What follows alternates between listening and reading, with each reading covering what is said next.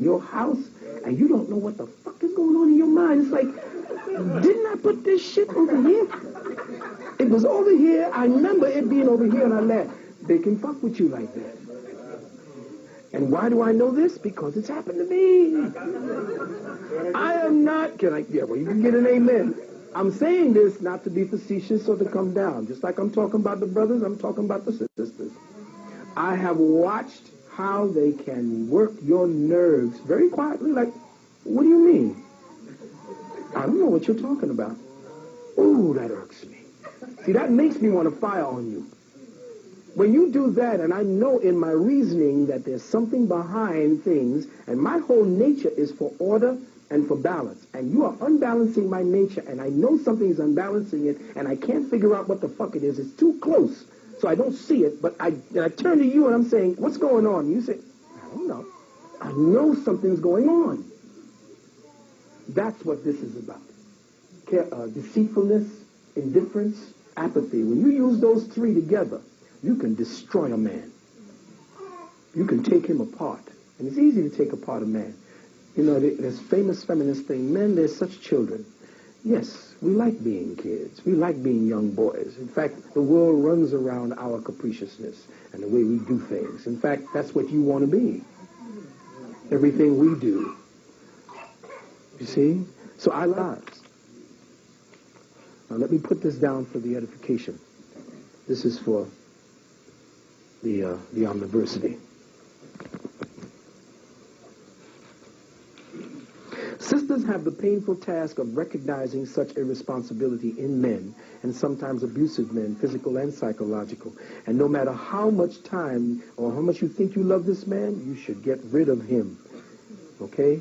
If you think this man is not for your benefit and he has not demonstrated that he loves you, then you definitely leave him alone. It's painful because you all invest that part of yourself that's very deep. That's why you all are so mistrustful today. Because it's just haphazard. It's chaos out there. There is no order for you. Brothers, you need to check your down low gay self. All that shit.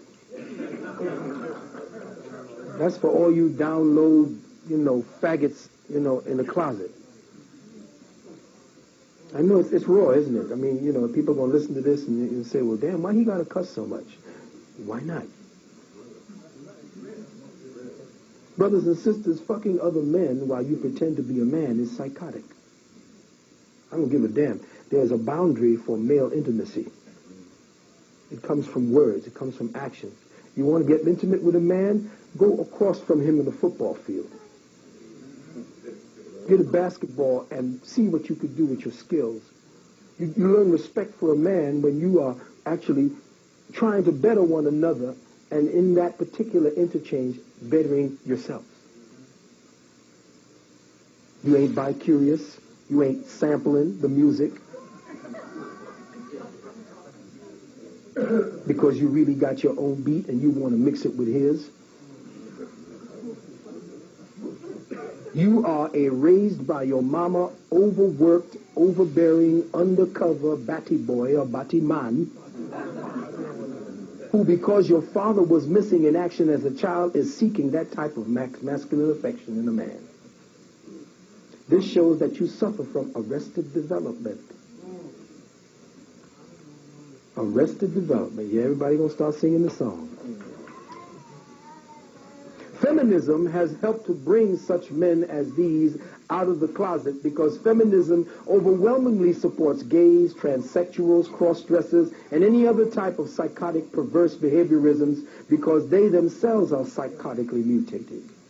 The movie Dawn of the Dead, which is coming to theaters March 19th, is a fitting symbology to the state of mind the people of the world are functioning in today.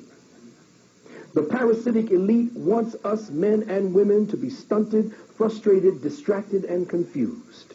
It is a monstrous criminal enterprise. The last thing these bastards need are fully developed, spiritually functioning human beings. All of the alphabet agencies of the government are involved in this. Somebody had a question? No, I spoke on the cell phone. Oh, okay. Oh, okay. Cell phones off. Please. On the old school, I speak online. Oh, Okay, well, no problem. Just want to know if somebody has something to say. In fact, neo-feminism began its rise in the 60s with two agents of the parasitic elite, Gloria Steinem and Betty Friedan. Gloria Steinem worked for the CIA, which is to the right. Betty Friedan was a member of the Communist Party, which is on the left. The parasitic elite worked both sides of the fence. These women are considered the patron saints of feminism. That intensity is essentially created in us to move sperm from the balls out to the tip up to your womb. So when you begin to feel that, when you start to play with that clit and the clit starts making you crazy and you start going off, you're feeling what a man feels. Twice as much. Why? Because your body is twice as sensitive as us. So yeah, it's going to feel twice as much. You're going to take the yang and use the yang energy inside of your body. So it's going to be 10 times the work on your nerves. That's why after you work that bad boy for a long period of time, you cannot get turned on by a man. Women who use tools can't get turned on by a man. When you got that vibrator, They call them toys. oh yes, erotic toys. When that shit is going up, there's no man that can sustain that. I don't care how strong his tongue is. He cannot sustain that much energy with them batteries.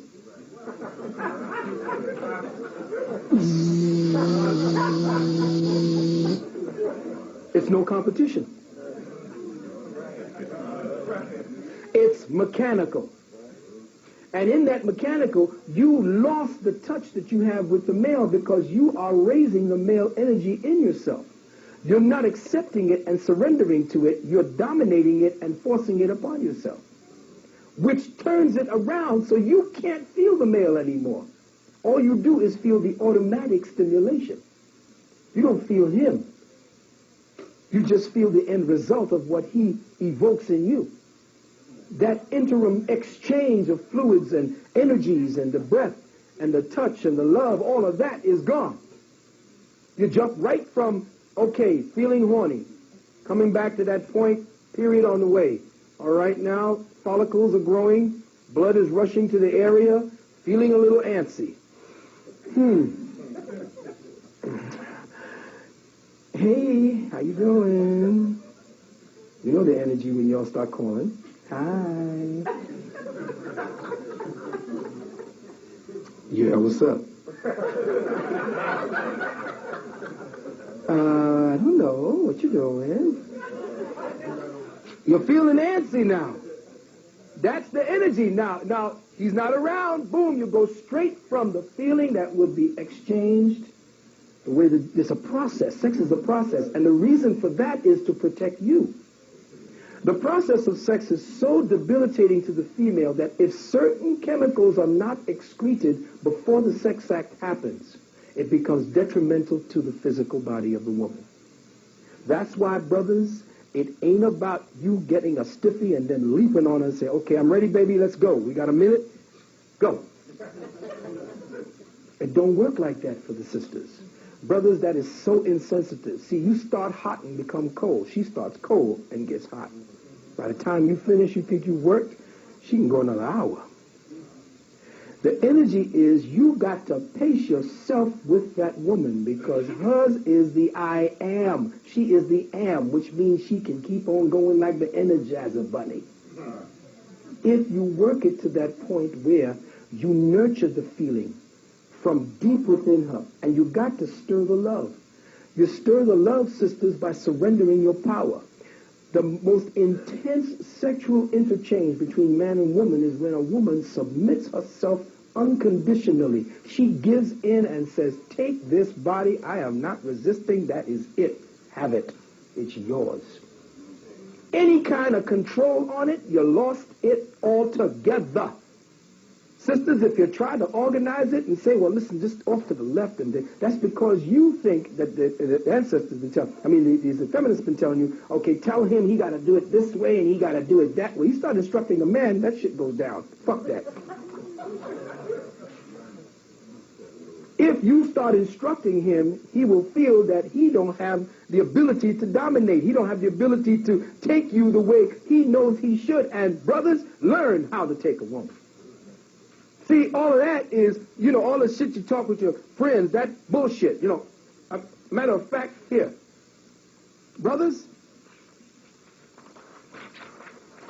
reclaim your manhood.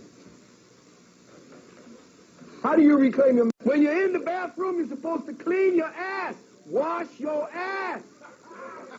Oh, that's a favorite one. But let me tell you something. I learned. See, when the seat is up, we know the motherfucker's clean.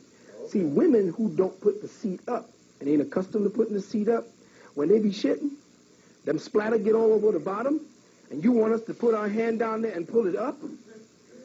Because y'all forget to clean the motherfucker. Lift that shit up. A woman who live by herself, who don't have no man in there. Lift it up. That'll test you to let you see. She'll clean the top. Think about that, women. Because y'all don't pull it up automatically, you don't look under the seat. But we do. But, whoa. Fucking mold is growing. And that's the real deal. See, these are little things that turn shit off. Now, I got raw for a reason now. This is how we talk with one another. This is how family shares. But there are certain things that you must take a prerequisite for. And that's the thing about women. Women set moods. Women are the mood makers of society. You want to set a mood for a man, you change the mood inside of the house. You smell, when he puts his face against the nape of your neck, he is turned on just by the nape. Because that's a turn on for men. That's why we came up behind you. We're not coming up behind you a lot. Come up behind you and grab your titties like that. See, we remember that. We remember that from back with Mama. That's where we go back. See, you say, oh, you looking for your mama. You motherfucking right. I'm looking for my mama. I love my mama. And that's who you become. Come up behind you and grab that. Or, when you're back there, we show you our possession. We like to grab your ass. Hey, no. Fuck that. That's mine. That's mine. That's mine. That's what a man does. When he hugs you, you see how he hugs your head, baby? Bang. It's mine. He wouldn't hug anybody. Say, how you doing, baby? We're like, bang, no. That's possession. 9/10. So when we do that, you're accustomed to it. Boom, you're going to grab your ass. All right. Squeeze. All right. It's all good. There are little things that keep the intimacy. You know what I'm saying? But smelling good is one of them. Smelling good and being clean is the foundation of intimacy.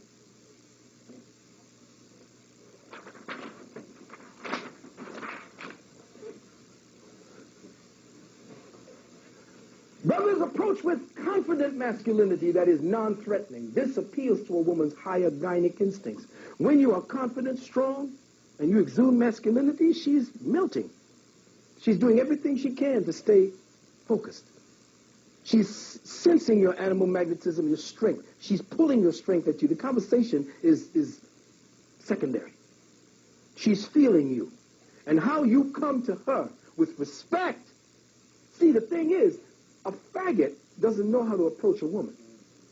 A faggot man who is a faggot inside and pretending to be a man, he don't know how to approach a woman. A man knows how to approach a real woman. But a man who is, the ones who do the brutality, those are the faggots inside. Because why? Polarity says that if inside of me I've got more girl, then I'm going to be resisted by that female energy. Because two likes repel one another. So a man who is not strong and in touch with his masculinity, as I put in my book, The Wounded Womb, he, by his opposite polarity to himself, will automatically be completely contrary to the feminine nature. So he'll attack that, you see.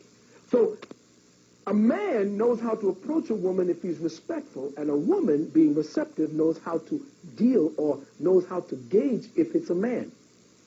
A woman can tell if you got girl in you. Immediately. Do not approach a girl you wish, this is to the young brothers and sisters, you wish to get to know while she is with a pack of her friends. Oh, I taught my son that. She will embarrass you by keeping to the feminine code of remaining aloof and unavailable. But remember, if she likes you, this is just a test. Because if she likes you, and you approach and she says, because I did it so many times, embarrassing, young, you get to learn. If you talk about rejection, brothers learn rejection early.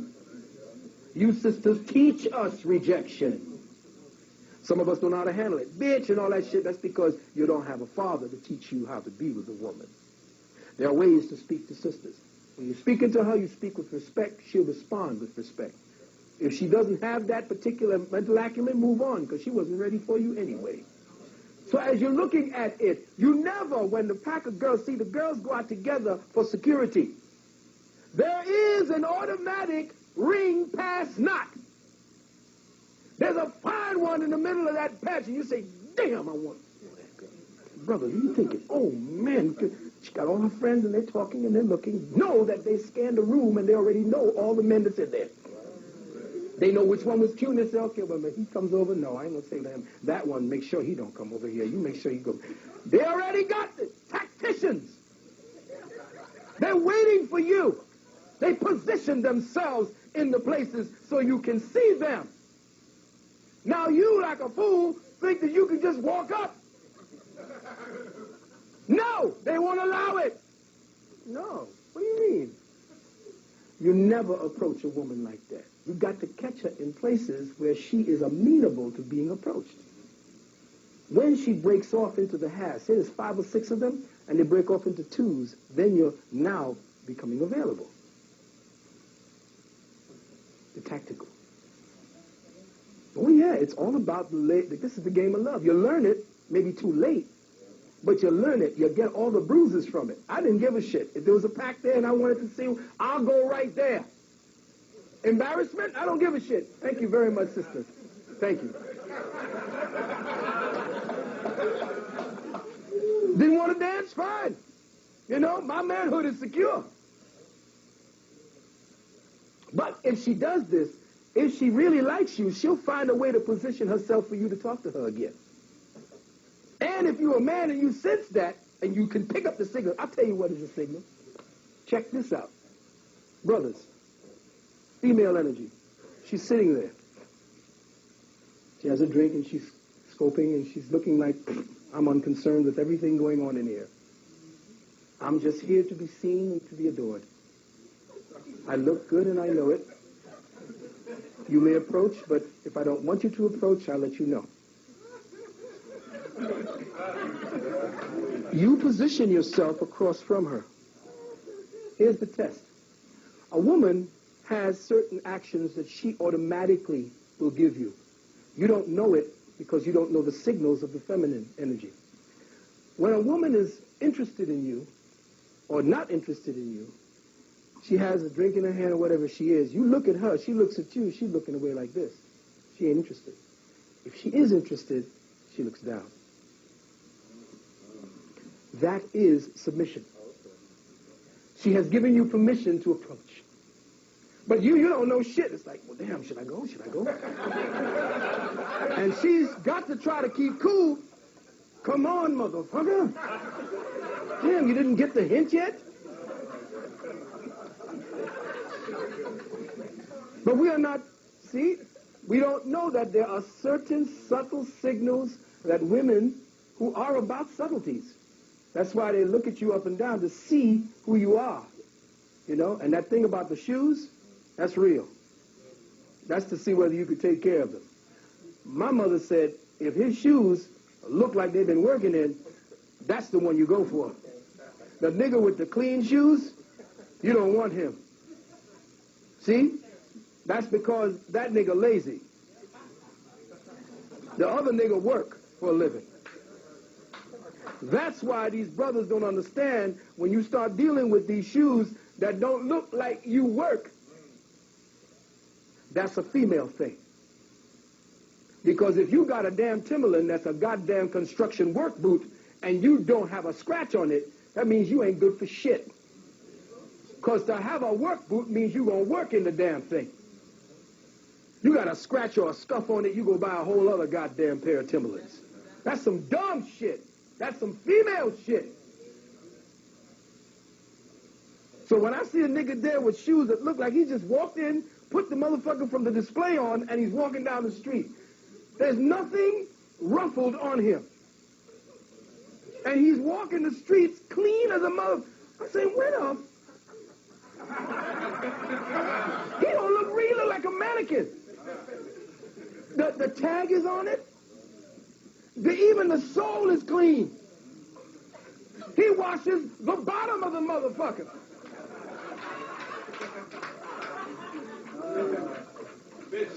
That's a real bitch.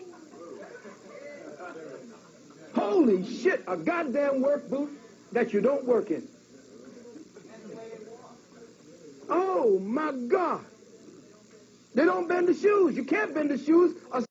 They don't bend the shoes. You can't bend the shoes. A scuff and a crease, that's fucked up. I got to find another $120 because there's a crease in my boot. That's psychotic, brothers.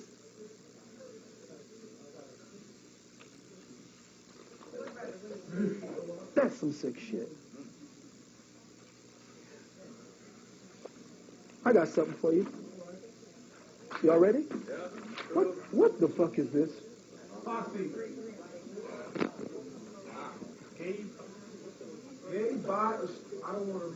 I know. It's all right, but we are in the think tank right now, so we got to look at the conditions we got to face outside. All right? Now, rolling out. You better be rolling out. Urban Style Weekly. Now, first and foremost, the woman that the man in the front is look like another man. Right. And look at this. This is, looking at this situation, you see that there is no contact. It's just an automatic thing. It's mechanical. Meanwhile, this motherfucker is over here thinking he's drifting off into space. He's up in the high heavens thinking about this nigga.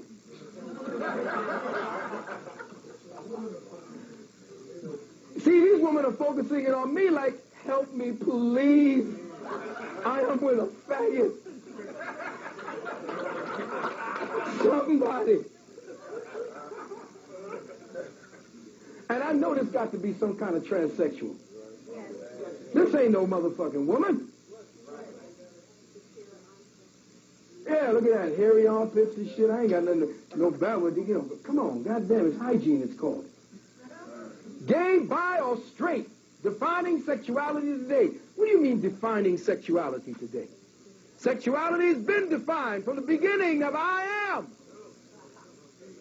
Who is defining gay, bi, or straight? Of course it's the pink people. Roll it out. So now you have this. This is symbolical. Right here. This is what they call today bi-curious. It's deep because these undercover brothers who's pretending. Now, I remember that Sister Shahrazad Ali was dealing with the down low situation with the AIDS, but the connection ain't there. The actual connection is that we have lost masculinity, thus manhood. Put that back into the equation. When men are powerless, these are the what they call peripheral pathologies that come up from that. Men need power to feel like and act like men. If we do not have power, then we fall to the level of those feeling powerlessness or those who abdicate power for love or for gain. And this is exactly what Francis Cress was talking about. Men have turned to faggots so that they don't have to fight the system because the system is at war with manhood. So they abdicate. The cops don't be pulling over faggots and tapping them down. They go after the warriors. All right? Now, this is deep right here.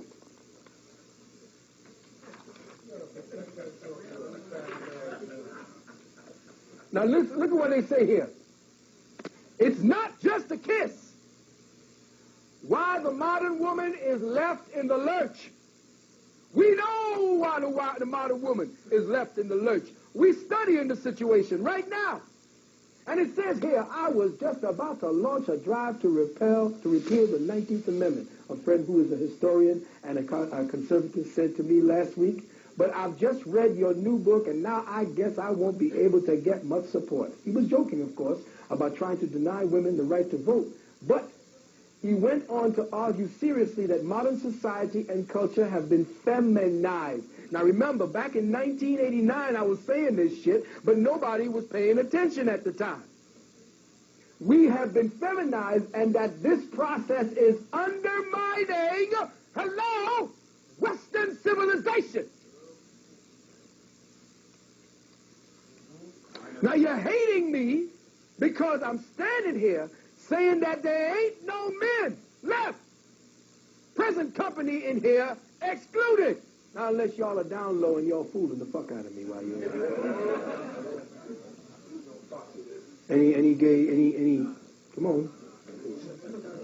You wouldn't put your hand up even if you did. Don't, spin a pendulum on you. See, I didn't say this. This was Robert S. McElvain. It says here, young women are hooking up. But what? They aren't getting happy.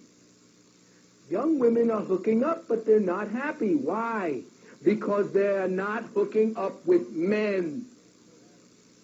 Men make you happy, sisters. I don't care what the fuck they're trying to sell you. Men make you happy. Men make you feel like women. I mean real men, not these boys with swinging dicks who pretend to be men. The ones that are being molded by the society to give you every fucking thing you want because you don't want that. Trust me, because every time we give you everything you want, you disrespect us. You don't want everything you ask for. That's just a test.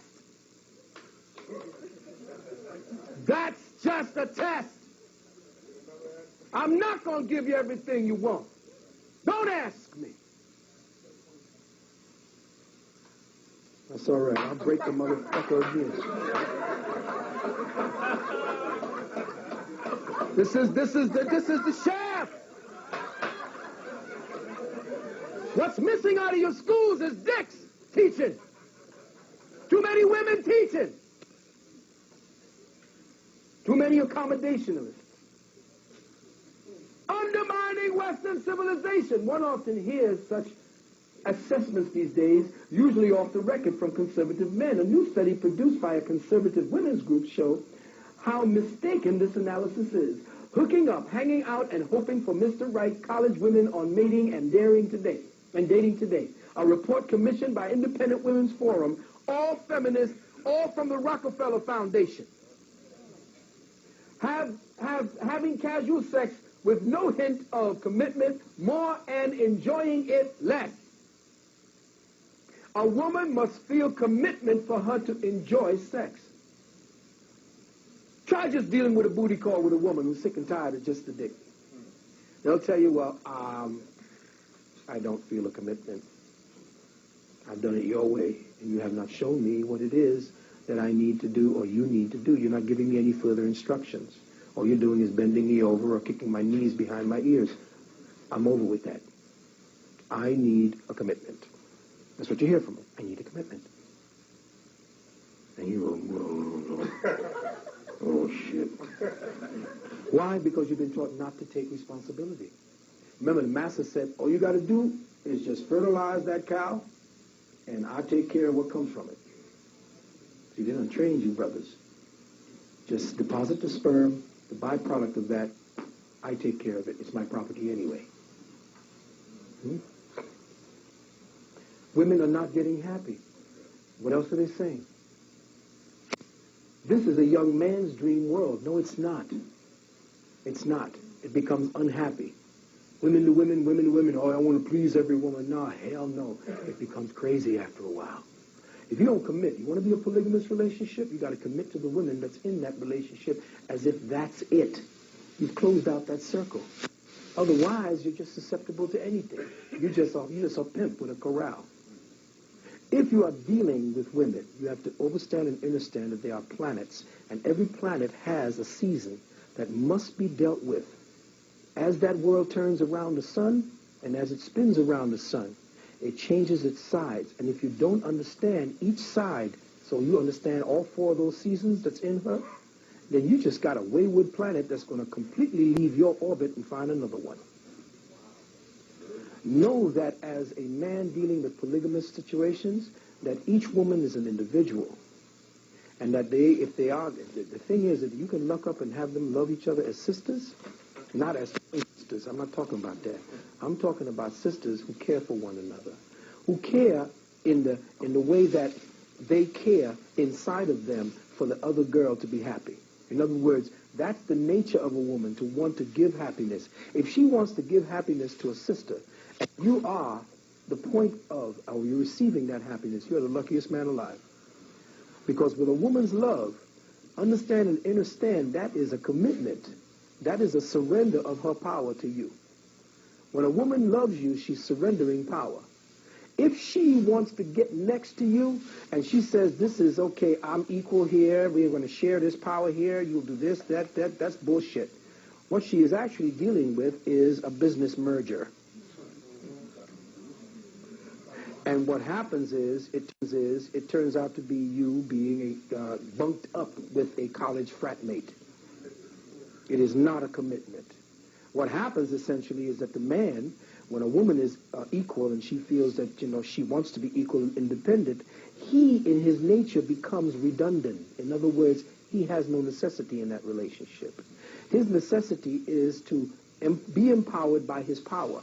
He will use his power for the betterment of the two of you. But if you feel you got power to deal with, he can't love you because he needs to feel that you are submitting to that power so he can be the man for you. If you want to be the man and the woman, he's going to turn off.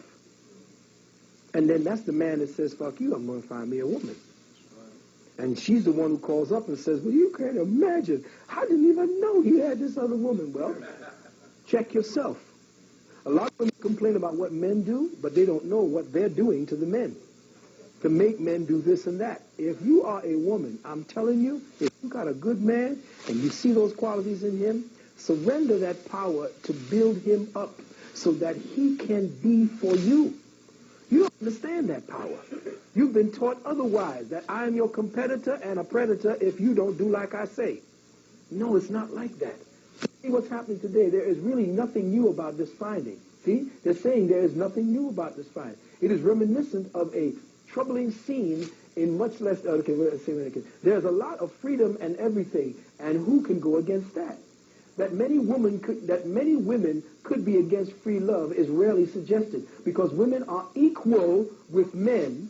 You hear what it says?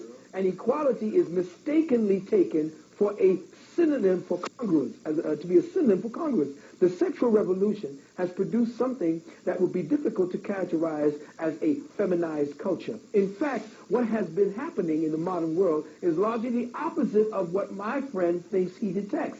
The all-conquering welcome trend today is that of neoclassical economics. All the world is but a marketplace where every man and woman must play a part based solely on self-interest. You see what he's saying? Now, a woman's self-interest is her man and her family. But what they have done in feminism is to make a woman believe her self-interest is her. And have told men and taught men that his self-interest is her.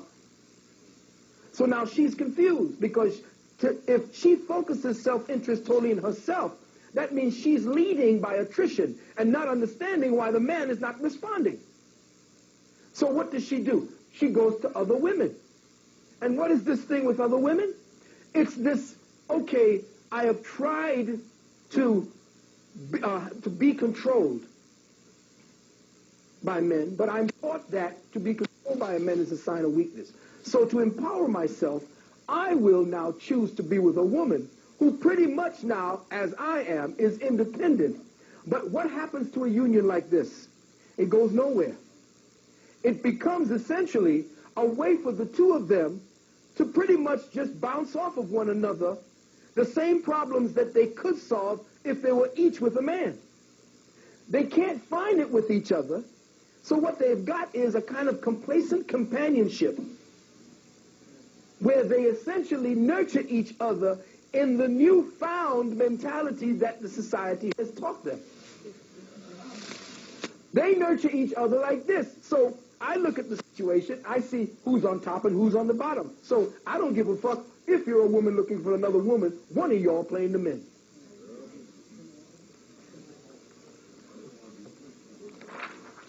Let me go forward real quick. Today, you go from bisexual and rolling out, and then you get this bullshit. It's the women's turn! To do what? To eat pussy. Men now in this other thing, queer guys for the something skies or some shit. I don't know what the fuck that is. You got these 5 fucking faggots running around telling you, oh, you don't look this way, darling. We're going to change you around. I wish they roll up on me. If any of them queer motherfuckers come in there, I'm getting a baseball bat, and they can put this on the next news. Queer guys from the something skies gets their asses kicked. Gay basher whips the shit out of these motherfuckers.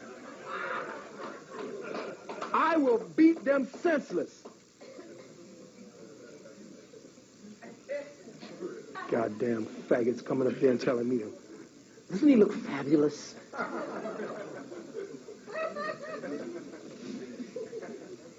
The L word joins queer as folk on Showtime. Faggotry is blooming today. It's the thing. She says, Tricks in Between, Ms. What's-Her-Name plays a woman involved in both lesbian and straight relationships, says she pushed for nudity because she wanted more truth. Women of the word. But the L word, where Krishna is exposed to the most and perhaps her meatiest role yet. Mia is the bravest and boldest of the actors because she wants to get down and love this woman. She wants to sex her on stage. This is the sickness, this is the smut that they're pushing to your children on Showtime. See? And of course, the new role models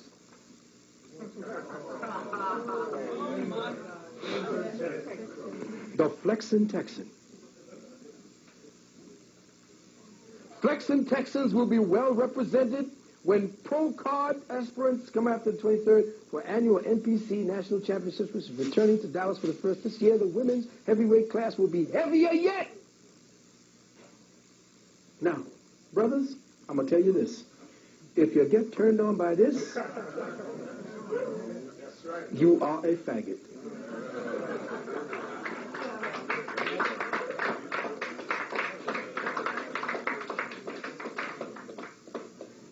All you brothers, and they always got this shit on TV. Oh, I like me a strong woman. I like me a strong woman. No, you don't. You like men.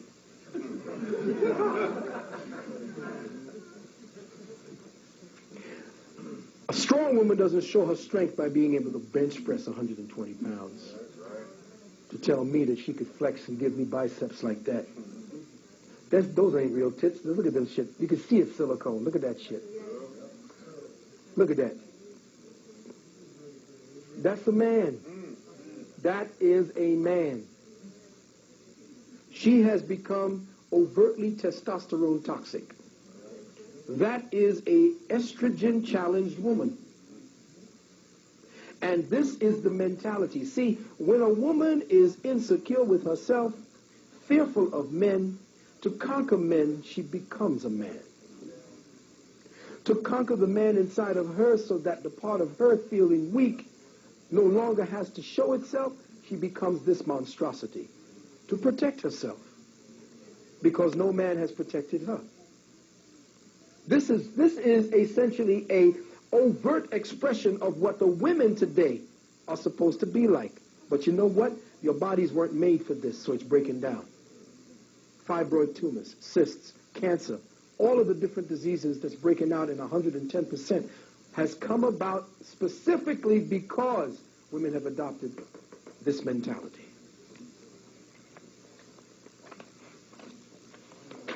A little politics. Y'all forgot this headline, didn't y'all?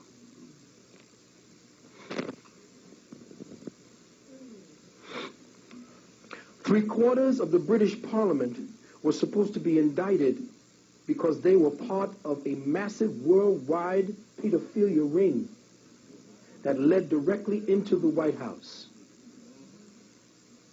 They hurried up and hushed this up. Your president, George Bush, is a faggot.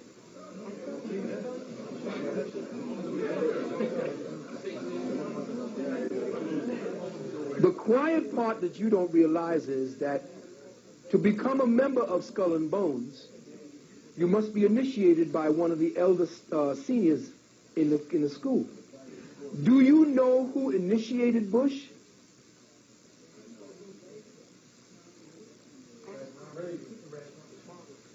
Cheney. John Kerry. The one he running against. John Kerry, okay, this is Skull and Bones. This is their connection. We know about it. But we don't know that the films exist between George Bush, John Kerry, and Mayor Ash in Tennessee. All three of them were homosexual bunkmates. Not only that, they have film of Ash and Bush fucking in the coffin. Two journalists in France were killed because they were about to put that photograph out. Not only that, word is from the underground that 3 of the Secret Service quit because Ash and Bush go to this little club in Texas where they be cavorting and in the hot tub fucking and playing games. Bush got a phone call with the Secret Service there. The Secret Service heard the phone call, and it was Ash crying like a woman.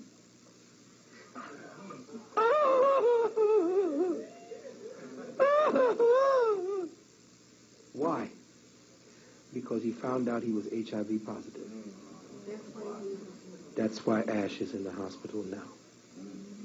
And Bush has been getting shots and injections of interferon because he's been breaking out with sores in the inside of his mouth.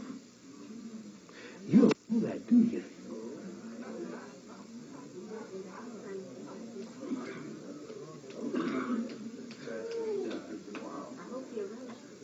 Yeah, I know. The whole dirt is getting ready to come out. Now, wouldn't it be deep?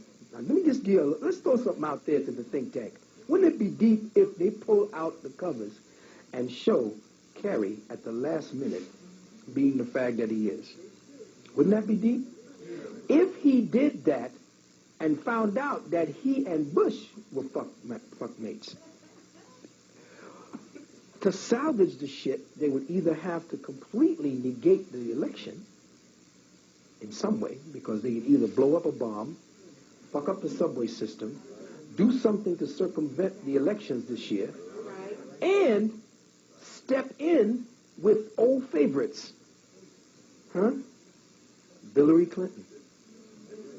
Wouldn't it be interesting, because remember, Hillary went to the CFR. Oh, you don't know that she is Queen Dyke of Washington Row? All y'all need, you act like you know now. Big Sister was given the okay to run for the presidency by the CFR 2 years ago. Those are the kingmakers. Those are the ones created by the Vatican and the Black Pope. CFR is run by the Black Pope. And who is the leader of the world? What's his name? Von Kovenbach, very good. You're all good students. You're all hitting it off there. He runs the planet. All wars that you see are actually crusade. Bush gave it away. He called it a crusade. Remember, the whole thing of the Knights Templar is to rebuild the temple in Jerusalem and sit the fucking Pope on the throne to rule the world from that spot. They already got the schematics. And where are they going to actually build it? Right there on the Temple Mount, at the temple, at the Mosque of Al-Aqsa. Once that shit gets blown up, that's when the holy jihad of the planet is going to take up. Because they have to build the temple on the spot where the high holy temple of Islam is. So they have to destroy that mosque, and that is the center of Islam. If they hit that, then a worldwide jihad is going to be launched, and America is going to be fucked.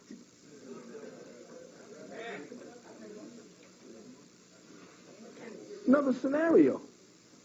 The Queen Bee, remember, she put forth legislation before the United Nations to say that the parents of the planet are not good enough parents. She put forth legislation to take your children and to become world citizens. The United Nations are going to be taking over your children because she put forth legislation with the other feminists to state, and I will quote,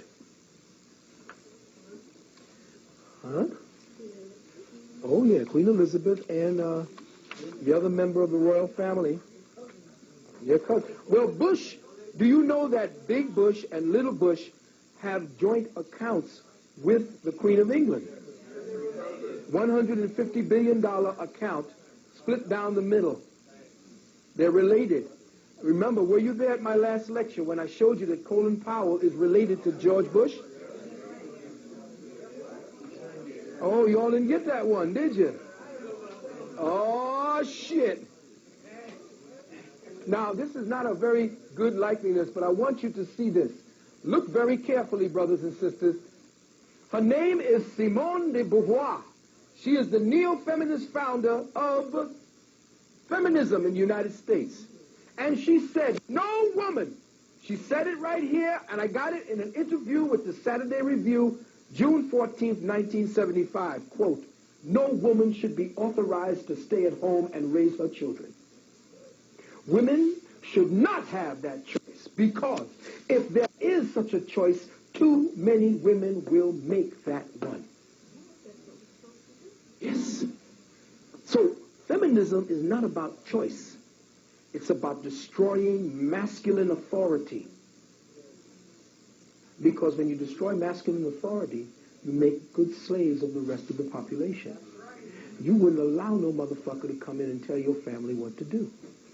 Not if you're a man. I'm going down. I will kill every one of my family before I give them to you. I will die defending my family before I give any of them over to your ass. Never. My son, you know the draft is coming. He ain't going. Fuck you and the boat you come in. You are not taking my seed. Hell no. You see. Now, I'm closing it out here, and so we can touch upon a couple of things. I want you to. This is some information I took outside of my book. This is in my book. This is a woman. Her name is. This woman. She's a core of confidence. She says down here, training with weights puts me in touch with my body. It's different sensations, good and bad. Training puts me in touch with my core. What core? Well, the core usually tells you what it is by the expression on the surface. Check. What fucking core is she? She's a man. She is fearful of the feminine, so she has to override that programming because she is fearful of her femininity. Women who are afraid of their femininity, the first thing they do is a natural response. The first thing a woman does who is afraid of her femininity is to become a man. The one thing that she hates the most, she becomes. That's psychotic. Dykes come up to me and they be doing their thing. They walk with their masculine shit. I say, you hate men. Why do you hate men and act like men? That's psychotic. That's schizophrenia. That is fucking schizophrenia. So they say, well, I do it better. No, you don't. I have the dick, so I have to do it better. You can strap a motherfucker on, but it ain't the same. You can think that you're stroking and that you're getting something from it, but there is nothing to it. There's nothing being attached. You have to have a dick to know what a dick is. The dick is wonderful. We like our dicks. Just as easily as you name the girls, we name the dicks. We name it, we love it, we play with it, and every time you see we have a chance, we always grab at it. We always have to make sure it's all right. You ever notice that, girls? It's unconscious. They're saying, like, why you gotta grab it? Because it's there. We love it. It is us. This is the power that drives life. It is in these balls. Just one shot, mind you, can repopulate the planet. One shot. And remember, we can do it long after 70 and 80 years of age. So the sisters are saying, well, you are so immature. We mature faster than you. Yeah, and you go out faster than we do. It takes a while for men to become men because men have a longer task and a greater task. Not greater in the sense where we're trying to compete with you, but because of who we are, we have the ability to continue going. We keep the sperm alive as long as we're healthy. Now, you can do the same, sisters, if you stop bleeding. It is your bleeding that destroys you over a period of time. There is no such thing as menopause. That is new. It's brand new to your menstrual cycle. You didn't start having babies until you were 50. Back in the day. You were still children at that time. When you try to grow your child up too quickly, quick to ripe, quick to rot. So if you try to grow your child up too quickly, too soon, look at that shit. Penis envy chic. That's what it's called. Penis envy chic. That's some dumb shit. That's what it says. Penis envy chic. When women dress like men. And if you're in pants, you're dressing like a man. Now look at this shit. Well, no, what you do is, see, the thing about it is, and that's the other part of it that you don't understand. A woman's heat actually comes from layering her clothing. In the Western, of course, Western society being what it is, and we're living up there with the Iceman, we're supposed to be wearing skins.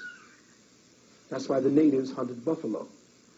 There ain't no skin wearing in Africa unless you have a position of chiefdom. You weaved cloth to deal with the atmosphere. But if it's 60 below zero, you ain't supposed to be living there. Life does not flourish in a refrigerator. It flourishes in an incubator. If there are certain mitigating circumstances, you will find that a woman is warmer when she wraps in layers. And those skirts are all the way to the ground. And she wraps in layers. Her body then insulates more heat because if you're wearing pants, your body is actually giving off heat. You see, pants were worn by men because men can create heat better than you can. Why? Because first and foremost, our lungs are larger than yours. And because it's larger, we get hotter faster. What happens, our testosterone heats us. Testosterone is an androsterone, and it burns us. So when it gets a little chilly, the sisters say, oh, it's a little chilly. Brothers, you take your coat off, don't mean nothing. You're not cold? No. Cool. Because we generate heat better than the sisters. Sisters do not generate heat well, so they wrap themselves in swaddling clothing. That's why you see that there are African women in the desert in swaddling clothes to keep cool. What makes you think that they can't wrap themselves the same way in swaddling clothes to keep warm? And it depends on the cloth that you use and how you insulate the body. Specific cloths woven and wrapped in layers traps the heat of the body in between the folds, and you are warmer than if you have on pants, which are meant to dispel heat because we build it up so deeply in us. So when you wear this, if you are becoming more and more tolerant of cold while you're wearing this skin-tight pants, know that that's because you're becoming more agitated and less sensitive to the fact that your body no longer reacts to the irritation that the pants are giving to you. Women, gynic women can't wear pants for long because their nature, their thighs themselves it'll be too irritating to their thighs. But if they're taught that, then they become desensitized, just like you could be slapping something for a long period of time, and then after you do that, you don't feel it anymore. It ain't the same. You think that, okay, I'm wearing pants because this is what you're supposed to do. But if you feel comfortable constantly wearing pants as women, know that you have been desensitized as a woman. And that when you put on your skirt, women tell me, oh, when I take these pants off, it's like, oh, it's so freeing. It feels so wonderful. Yes, because that's your clothing. And I remember at one of my gatherings of the masters, one of the Mexican women, what was her name? La Abuela. Margarita. Right. La Abuela. Remember when she came to the gathering of the masters and said, women, start putting back on your skirts. And this was a high medicine woman. She wasn't wondering about her style and all that bullshit. She knew the science of being a woman. And that there are ways of staying warm without dealing with becoming a man and losing your sensitivity. Look at this shit. This was actually at a fashion show.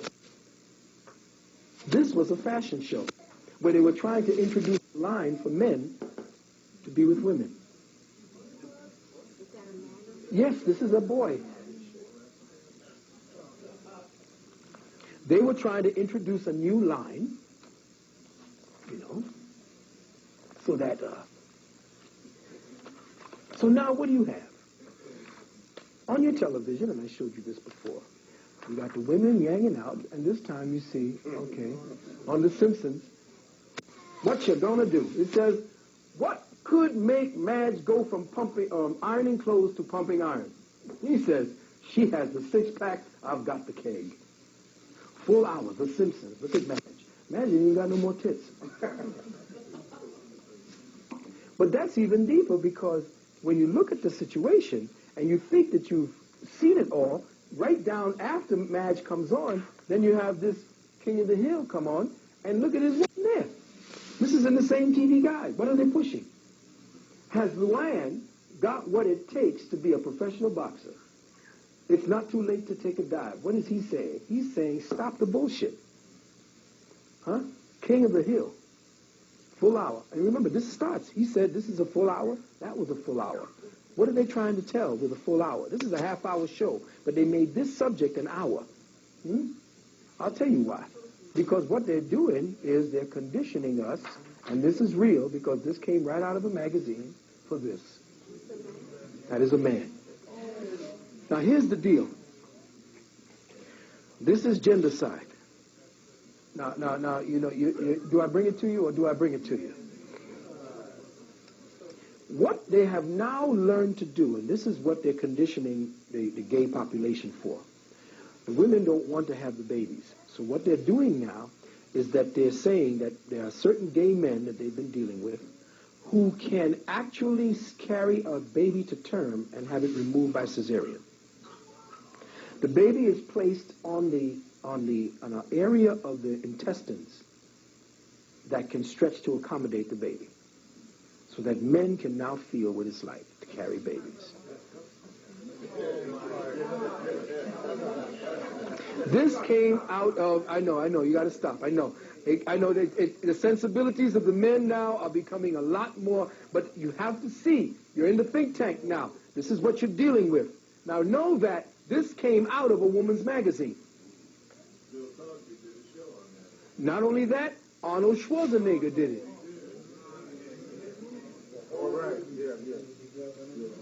He even did another thing on the offshoot of that called Twins. That's right. What we are watching, beloved brothers and sisters, is the demise of gender. Did I call it right by saying gendercide? You're damn skippy. Here we go. We're going on to the next stage.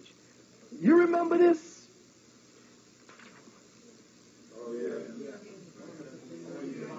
Now that was deep. I remember, and I told it the last lecture, I was in there and some brother said, man, you got to see this shit go there. Listen, I'm not going to tell you what it is, brother. But when it happens at the end, when it reveals itself, man, you're going to be shocked. I walked in there, I said, okay, what the fuck is going on here? I'm sitting there, and I'm waiting, and I'm seeing all these gay people walk in. I'm saying, what the fuck is this? I'm saying, okay. So everybody's walking in, and I saw this down in the area of the village kind of energy, you know, where you have these progressive-looking white women who are, you know, look like men. So I'm sitting there, and I'm by myself, and I'm saying, okay, I got my pad and pen, and I'm waiting for something to happen. And they give you a shot from behind, and then it goes around. And I'm looking, and I'm saying, and it's quiet, you know? And I'm looking, I'm saying, they show a shot. I said, oh, shit, that's a fucking man. Everybody turns around. Look what you did. What the fuck am I going to wait to tell you that's a man? Is this the big motherfucking secret? I had to figure this out. It takes me half the movie to know this is a man in drag. Same motherfucker that played in Stargate as our man.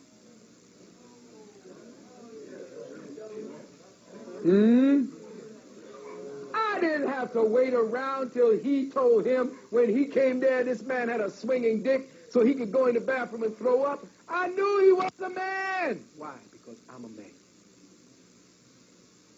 And there are other movies going to be coming out just like this. Because, no, I don't remember the name of the movie. The Crying Game. Right, the fucking Crying Game. Yes, he is. Yes, he is. Huh? Do you have the movie? No, I wouldn't buy the motherfucker. That shit is sickening. I didn't even want to look at that. It's stupid. Here's your scientists at work. Gay surprise for ape researchers. Gay orangutans have been spotted in Sumatra. Now, these motherfuckers went out looking for gay orangutans. Listen, researchers say this is the first time homosexual behavior has been seen in the wild populations. What did I tell you about the degenerative cycle of humanity and the planet? Now you say, oh my God, gay. It must be all right. The animals are doing it. Only 2 of the 4 males which took part were sexually mature, and both of these were also seen mating with females. So there you have your down low syndrome. Until now, homosexual behavior has only been seen among captive orangutans or rehabilitated animals which have had close contact with humans. Hello, somebody. Ain't that what the motherfuckers do to you in jail? They rehabilitate you. And what the hell happens to you while you're in jail? They turn you into faggots. Other great apes known to take part in homosexual behavior, including male mountain gorillas, female take part in homosexual behavior, including male mountain gorillas, female and male baboons, bonobos, and humans. Now let's check this out. Remember, I said, yes, he's considered an ape.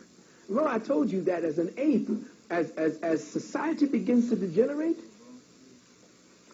everything begins to happen to them. You want to know why it is that they're destroying men, how it is, you can see the evidence of it?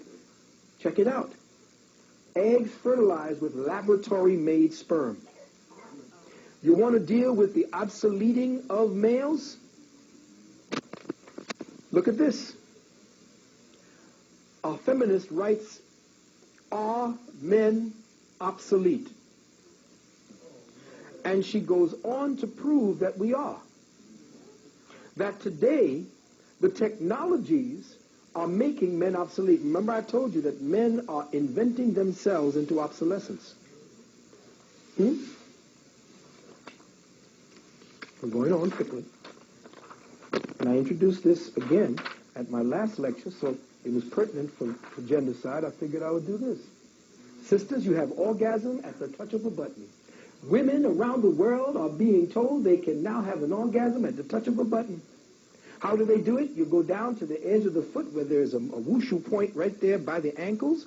You attach a clip to the ankles and you start dealing with charges, and then it gets her pre-ready for sex. So you could step past all the kissing and everything. It's like, come on over here, woman. Let me latch you up. You turn her on, you clip her on, you let her wait to cook a little bit like a microwave. She gets juicy, you throw her on there, and you're good to go because she's coming without you. She don't give a shit about waiting to get you to that state. You're not sensitive enough for me. I'll have to do it myself. Again, another way to make women independent of men. Where do I get this kind of shit? Don't ask me. I go looking for it. Here we go. Are you seeing the trend and the change? Girls overtake boys for bad behavior. Girls are hanging out. Boys are staying home. Whoa, we're playing video games. The sisters are saying, listen, you're dealing with the video games more than me now. What happened to courtship? Fuck courtship. I got my video games. PlayStation, and right there, PlayStation. Teenage girls are drinking, smoking, and taking drugs in greater numbers than ever before. Why? Because they're too busy trying to find an authority figure that they're supposed to have found in their fathers, who are supposed to train through their mothers how to find that right man so that they can defer that authority. Not there. Don't have it. What's happening? I'll tell you what's happening. You want to know why things are happening the way they are? Remember, I told you that as we begin to degenerate, we begin to see more evidence of that degeneration. Let me show you.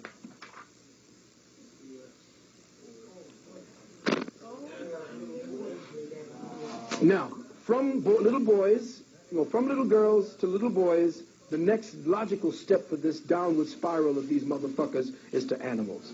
And check out the story. The story is deep because it goes to where it is it came from. It's returning back. Remember that who you are and what you are will always come out in the wash. Under stress, you end up showing who you are. So with a stressful mentality and with a stressful consciousness, this is what happens. Swedish people are having more sex with animals. Listen carefully. Animal sex is not illegal in Sweden. And every year about 200 to 300 pets are injured because of sexual assaults.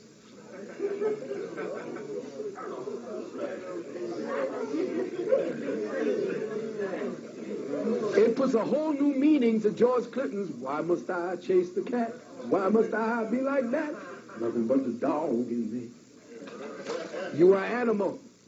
When you start acting, yes, you in the dog, good one. When you start becoming degenerated in your instincts, remember we said, and the reason why it took so much time to deal with the metaphysics, when you begin to degenerate the instincts of the human nature, this is what you become. The higher instincts are gone from these people. The estimate was presented by Svenska Veterinärförbundet, the Swedish veterinary organization. And it is now trying to make the authorities and the public more aware of animals' suffering.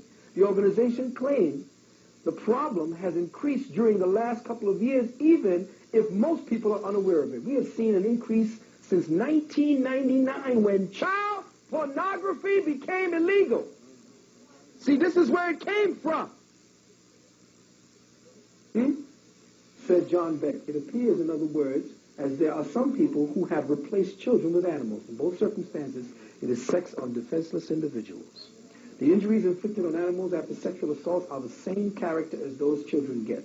Check that out. That means that their anus, everything. Can you imagine that shit? It's disgusting. But that's all right. That's exactly where we are headed. When I said at the beginning that everything was degenerated below the level of humanity, I was not kidding.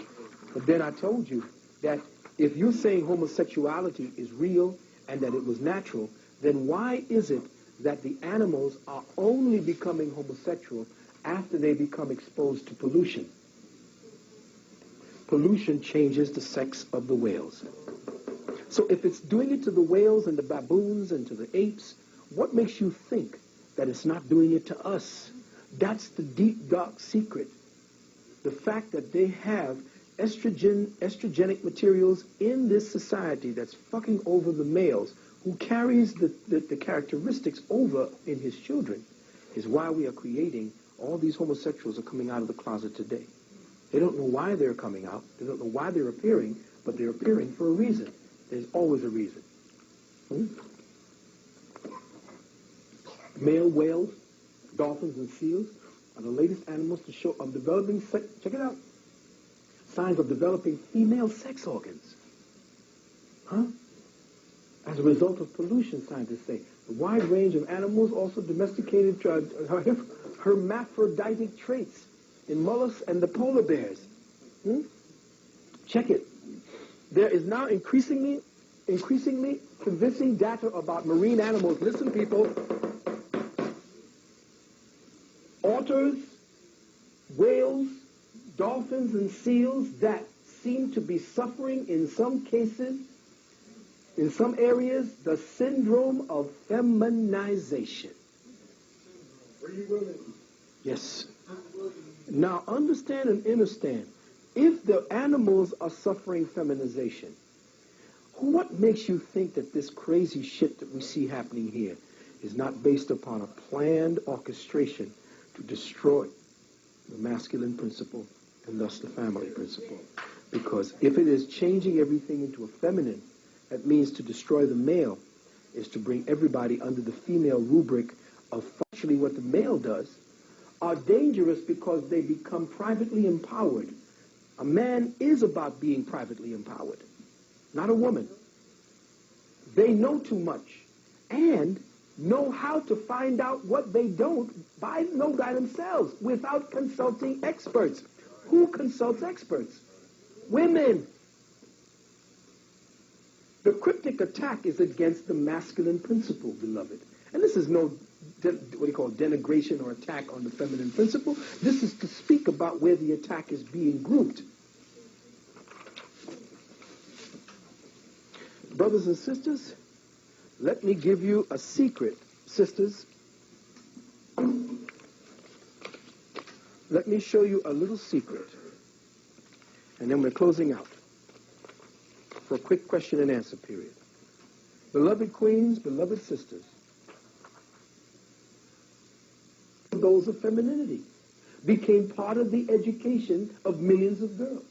Homemaking, childbearing and rearing, cooking, the virtues of patience, lovingness, givingness in marriage have all been systematically devalued.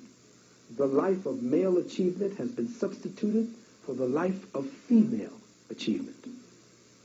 Now, that's deep, because you say, well, what's that? You're just regimenting me back into the house and a robe. Keep on barefoot and pregnant. She goes on to say, feminism and Victorianism, check this out, this happened back then, laid the foundations for modern female neurosis. Listen, to millions of women, hostility toward the opposite sex seems almost a natural law. Although many modern women may pay lip service to the ideal of a passionate and productive marriage to a man, underneath she deeply resents her role, perceives of the male as fundamentally hostile to her, as an exploiter of her. She wishes in her deepest heart, and often without the slightest awareness of this fact, to supplant him, to exchange roles with him. Now, this is how she's been conditioned. Remember, this is not her doing. This is the conditioning process of the greater society. This is what we are dealing with. And here's what she says. Listen to this. She says, if feminism had brought happiness in relationships and careers, the game might have been worth it. If I was happy having a career, it might have been worth it. But it hasn't. The game has brought frigidity and restlessness and a soaring divorce rate, neuroses and homosexuality, juvenile delinquents, in effect, all that results when a woman in any society deserts her true function. Amen.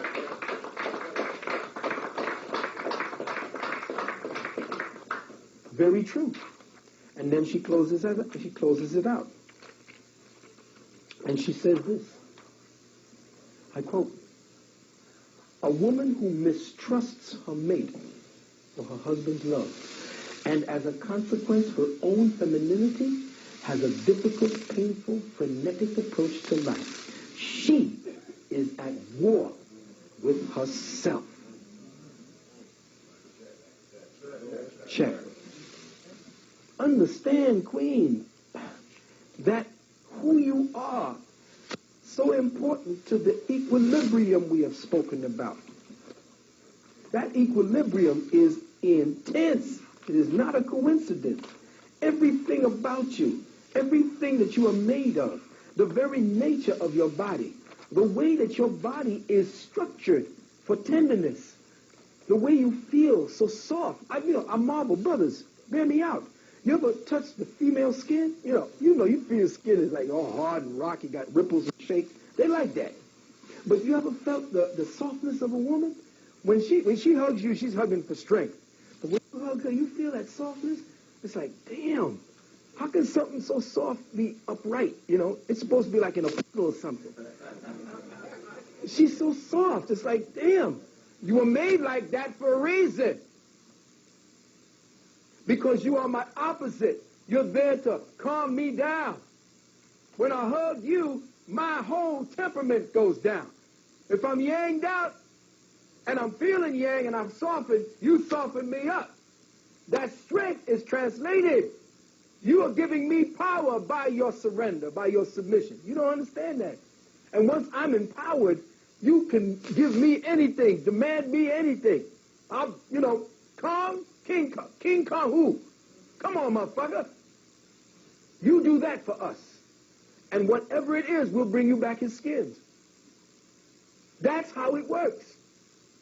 Feminism, at its core, is a stone-cold lesbian movement because, in their own twisted sense, lesbians have always been women who coveted the male roles. Heterosexual love is the attraction of opposites. A man cannot love a woman who is competing with him for power. Relationships that are equal are like business mergers, roommates, brother and sister marriages, as Irene Castillo calls them in her book, Knowing Women, A Feminine Psychology.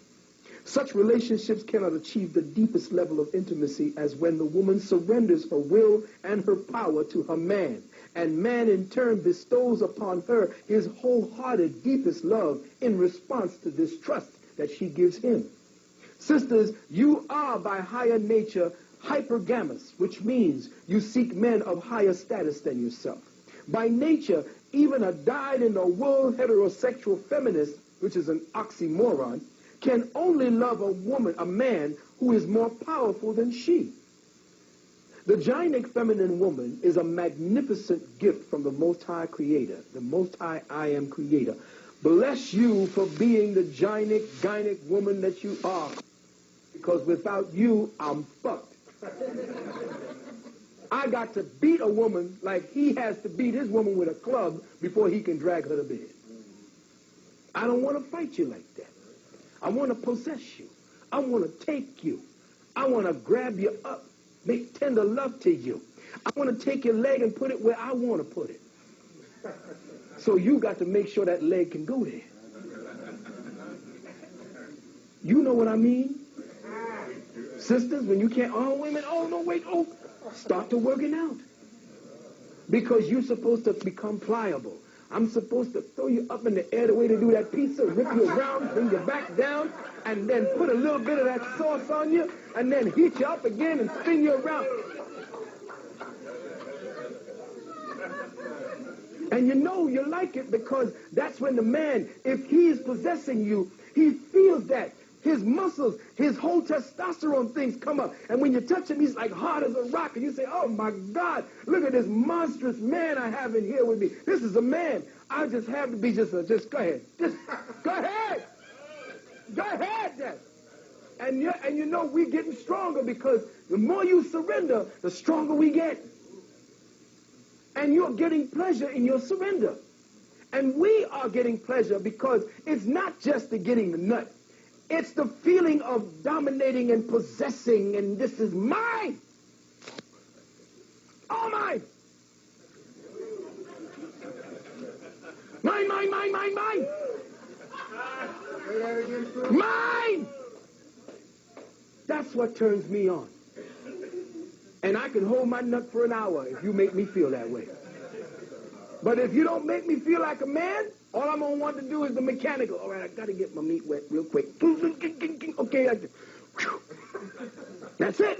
I got my nut. I might as well jerk off, but I got it off. Unless, and that's how women who are power-mongering with men get their sex. If you don't surrender totally, sisters, you don't get us totally. And that's a secret behind it. I mean, it's like old-fashioned. It's like, goddamn, you're going against everything feminism has taught me. You're damn right. Back to square one. I am. Not a somebody either.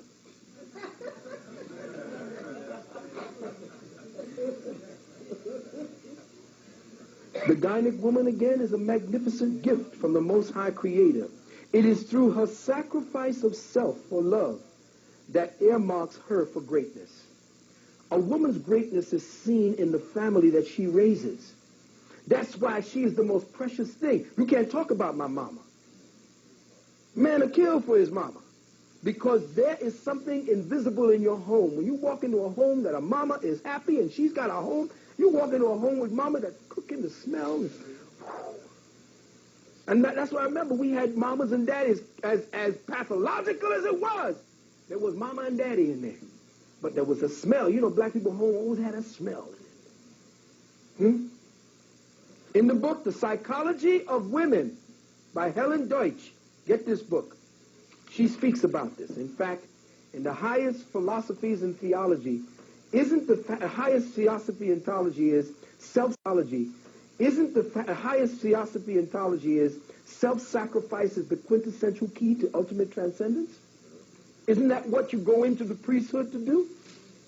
They teach you self-sacrifice. Well, they're teaching you feminine virtues of giving up, of doing for others. In a perverse sense, this is why it is women who comprise the majority membership of churches. They would be sacrificing by way of their femininity to their husbands and family.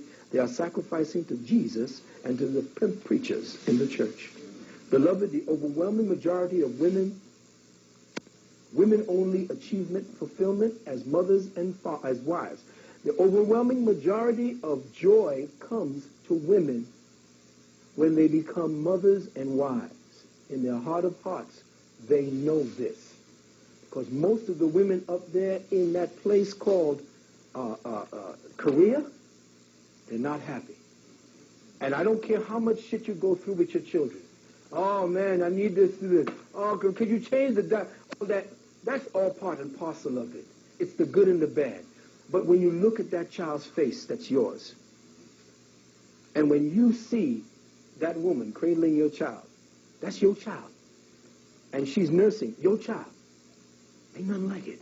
And any man who doesn't like that, who's pissed off at a woman for having his seed, he ain't a man. Woman very ready to carry your seed to term, unless she's just welfare pimping. That's another sickness. But if you got a woman, I'm saying this to you, brothers and sisters, if you pull a woman to you and you're interested, not just for the pussy, you don't want to jack the pussy, that's not what it is. You like who she is, love that woman who loves you back. Every now and then you get a chance, they are creatures of affection. You know cats, right? When we bother like that, every time you show affection to a woman, she grows and she gets stronger. Every chance you get, reach out. Just touch some part of her. Let her know you know she's there. When you're hugging her, hug her good. Hug her strong. She don't want them weak little pats. When you're hugging her, don't put your ass out and hug her like that. Hug her and grab her ass and pull her to you. Rub her on your manhood. This is your man right here. She needs that kind of assurance because her whole body is about tactile stimulation. I know it sounds like, what the hell is he talking about? No, I'm telling you. She is about touching and feeling. Feeling is her thing. If she feels you, there's another part, another psychological form of completion. And that's what's missing from a lot of our sisters today. They're not being held, they're not being touched, they're not being talked to the right way. They're not being loved the right way, and they're missing that. Because why? We keep, being pimp daddy bullshit. So like I said, if a good woman surrenders to you, love her the way you're supposed to love her as a man. And I say that, and that's over and out.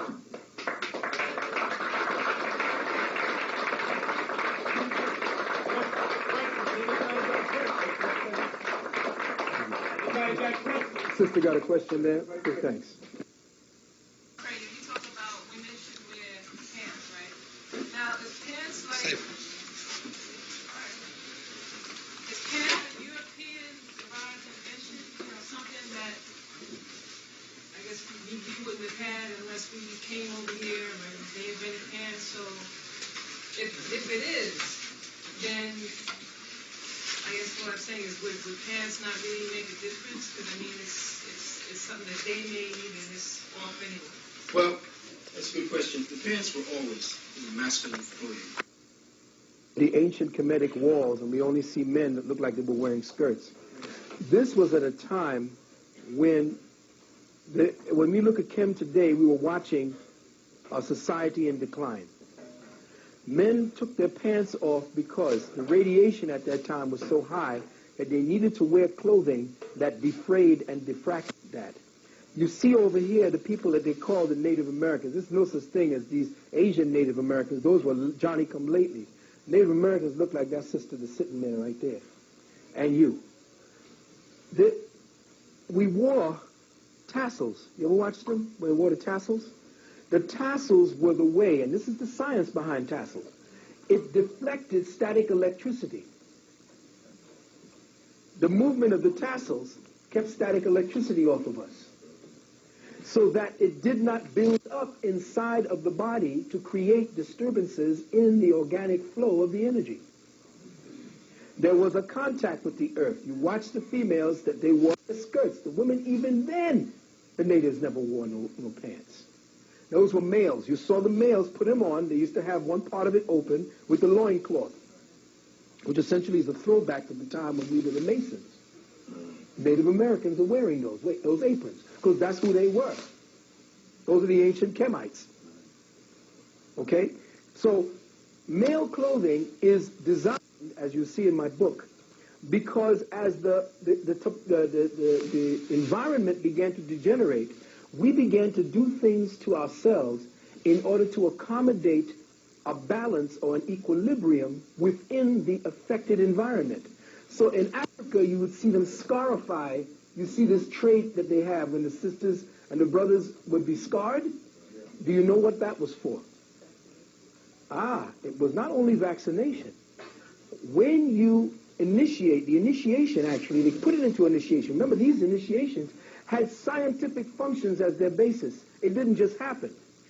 When you cut and bleed, and you cut this bleed, what you do is you create a keloiding that allows for more blood to be created so that you have higher oxygenation. Because most of the tribes that were cutting themselves lived in areas where the oxygen level was low. So the scarification caused for the making of more red blood cells, which created more oxygen. That's why the whites couldn't get into certain areas where they had the malaria, because the malaria is a sign of stagnating blood. You cannot move it forward in there, and your filth becomes caught up with you, and then the mosquito starts biting on your shit, and there's no movement for the waste in your situation, so the body uses the lungs and the skin to try to get rid of the waste.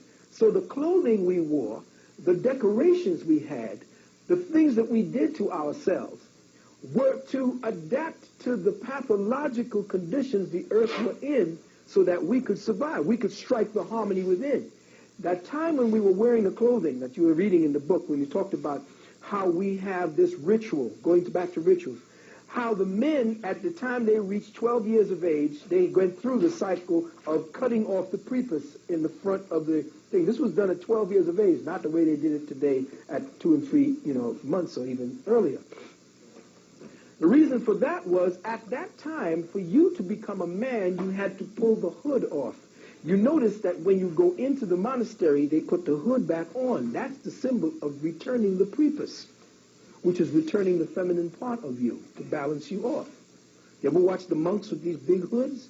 That's the return of the prepuce that was took off. Now, The women took off the clitoris. Why? Because they knew, and this is the part that they don't have as the preliminary bunch of information that preceded all of what we see as history today. The clitoris was not part of the female anatomy. Just like there are parts inside of our body that has become so degenerated, you don't even know they exist in there. But the degeneration has created another kind of specialization. Now listen to me carefully. You can degenerate to a certain level where there's a normalcy, but it's not natural. The body is always adapting to survive. And in that adaptation, we see certain things happen to the body, but they are not part of the original archetypal design. The clitoris is not an archetypal design. It is an exteriorization of an internal process. Just like the prepuce began to grow over in an attempt to become a vulva. That's why your ancestors for 10,000 years removed it. They were saying, well, they're cutting off the dick and we want to stop this and this is not, we don't need to do it anymore. Why did your ancestors do it for 10,000 years? Is there a reason? How do we say, well, there was just some dumb motherfuckers? Well, they were doing it in Kemet. They did it in China. They did it all over where the high civilizations were. Why? Because they know the significance. They had the history of the human strain. And that was that we degenerated to the present state we are. And the bodies and faces and the way you see us look today, that's not who we really were. It says so in one of the great books of Kemet, that if we were to see what the ancestors truly looked like face to face, we would go mad. Because they don't look anything like us. First and foremost, they had eyes that did not have scleras, the white parts, because they could see into other spectrums. Right now, because of the fact that you are this close in proximity to the sun, the whole makeup of your brain changed, and so now the part that would filter light on a higher level shrank in order to stop the amount of intense radiation getting in your brain. Because the darker it is, the more you absorb radiation, check. The light reflects it, check. But why you think you have that white? Because too much intense radiation, based upon where the planet was now situated after the great trauma, has made you have to specialize the present place that you are right now. And this is the body that you're operating under with a pathological, this is the body that you're operating under with a pathological condition. Everything around us is pathological. And we adapted to that. So when we didn't wear any clothing back in the days, we didn't need clothing. There was the earth wasn't doing this shit. It was just spinning like this on an ellipsis. Around the earth there was a compressed hydrogen halo that kept the 72 degrees and beautiful, a Garden of Eden. You didn't even need to eat. You breathed. And you were fine, because eating was for the lower animals. Your menu was the direct menu of God. You ate solar radiation. Your lungs and your breathing condensed all that is part of solar matter into the food substances that you are. You were light, eating at the banquet of light. As the change became, and this is what they say in the story to deal with the myths, certain creatures came and convinced you that the fact that you could create with your minds was an illusion. They said, you can't really do that. You would create shit, and you were like, oh, who are these creatures that could create shit out of just thought? We got to control this shit for us. So they made you believe that thought needed a process before manifestation. So now you think without knowing how to materialize thoughts instantaneously. That's what we have to find out. That's what the myth tells us. You see, we don't know who these creatures are. We just know what happened to us. It may have been us convincing ourselves that we couldn't do this. But something happened. And remember, I told you that every time the Most High reaches a stage of development where it has reached perfection in its creation, it destroys itself, because that perfection equals its end. Perfection equals death. So what happens? You have to destroy the perfect thing you created so that you now unravel everything to get back into the realm of perfecting, which is perfection. You can't perfect something because it will die in that perfection. That's why Adam had to be kicked out of the Garden of Eden. If he stayed, he would have died. So the serpent, which was the energy that we saw, that wiggle line there, that serpent went to Eve, and the reason why it went to Eve is because all manifestation happens through the female. And Eve essentially gave the apple to Adam, which essentially was nothing more than his potential. Eve showed him his potential. And so did the serpent, which was a whole other energy. And I tell you, that serpent represents that squiggly line I was telling you about that cleaved the two, because remember, man and woman made he them, and he called them Adam. That's the first creation. That's that circle that was cleaved in that wasn't cleaved in the middle. When he made that and it began to cleave the thing into two, that's when Eve was created. Eve was not a person. Eve was not the female. Eve was a time. Eve was a moment in creation. It was not a person. Okay? Next question. Yes, sir. Yes, brother.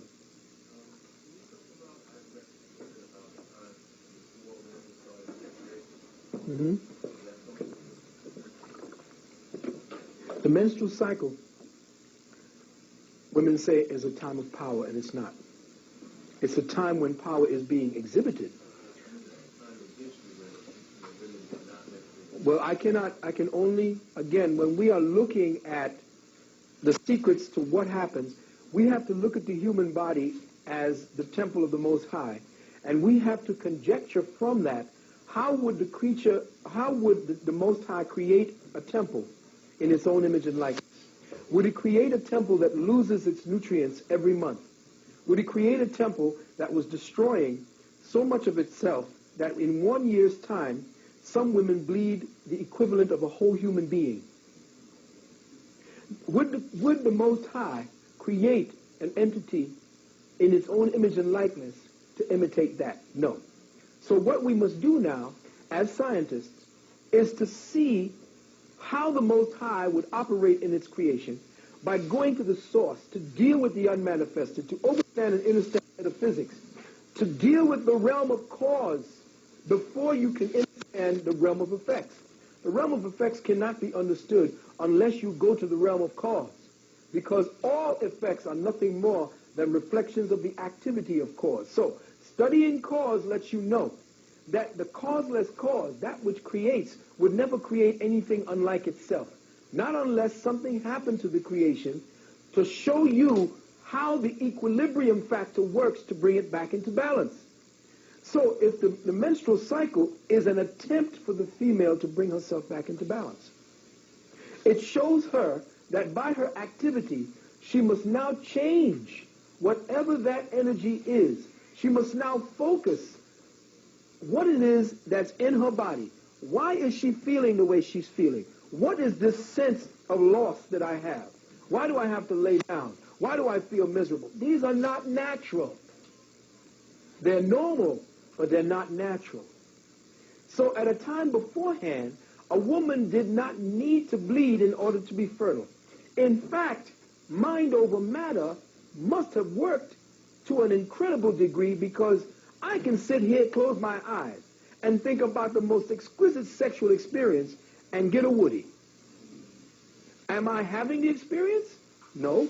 I'm thinking about it, and my body is reacting. I can think about the best meal I ever ate, and what happens? My mouth starts to water.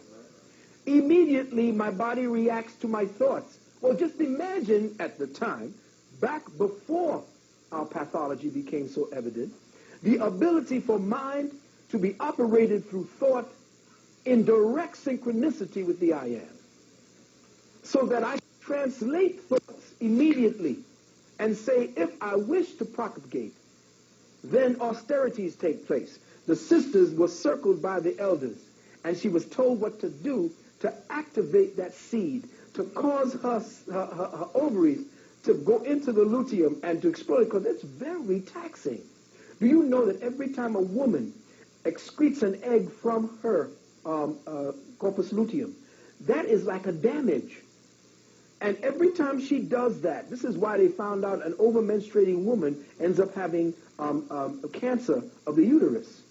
Because each time she secretes an egg constantly and loses it, she creates estradiol, which is part of the estrogen catalog that becomes her breast cancer. Men have an estrogen level in his body, and that's the estradiol. It is necessary for the creating of the soft tissue, and after it has done its work, it is flushed from the system. But if it stays in there, it begins to change him.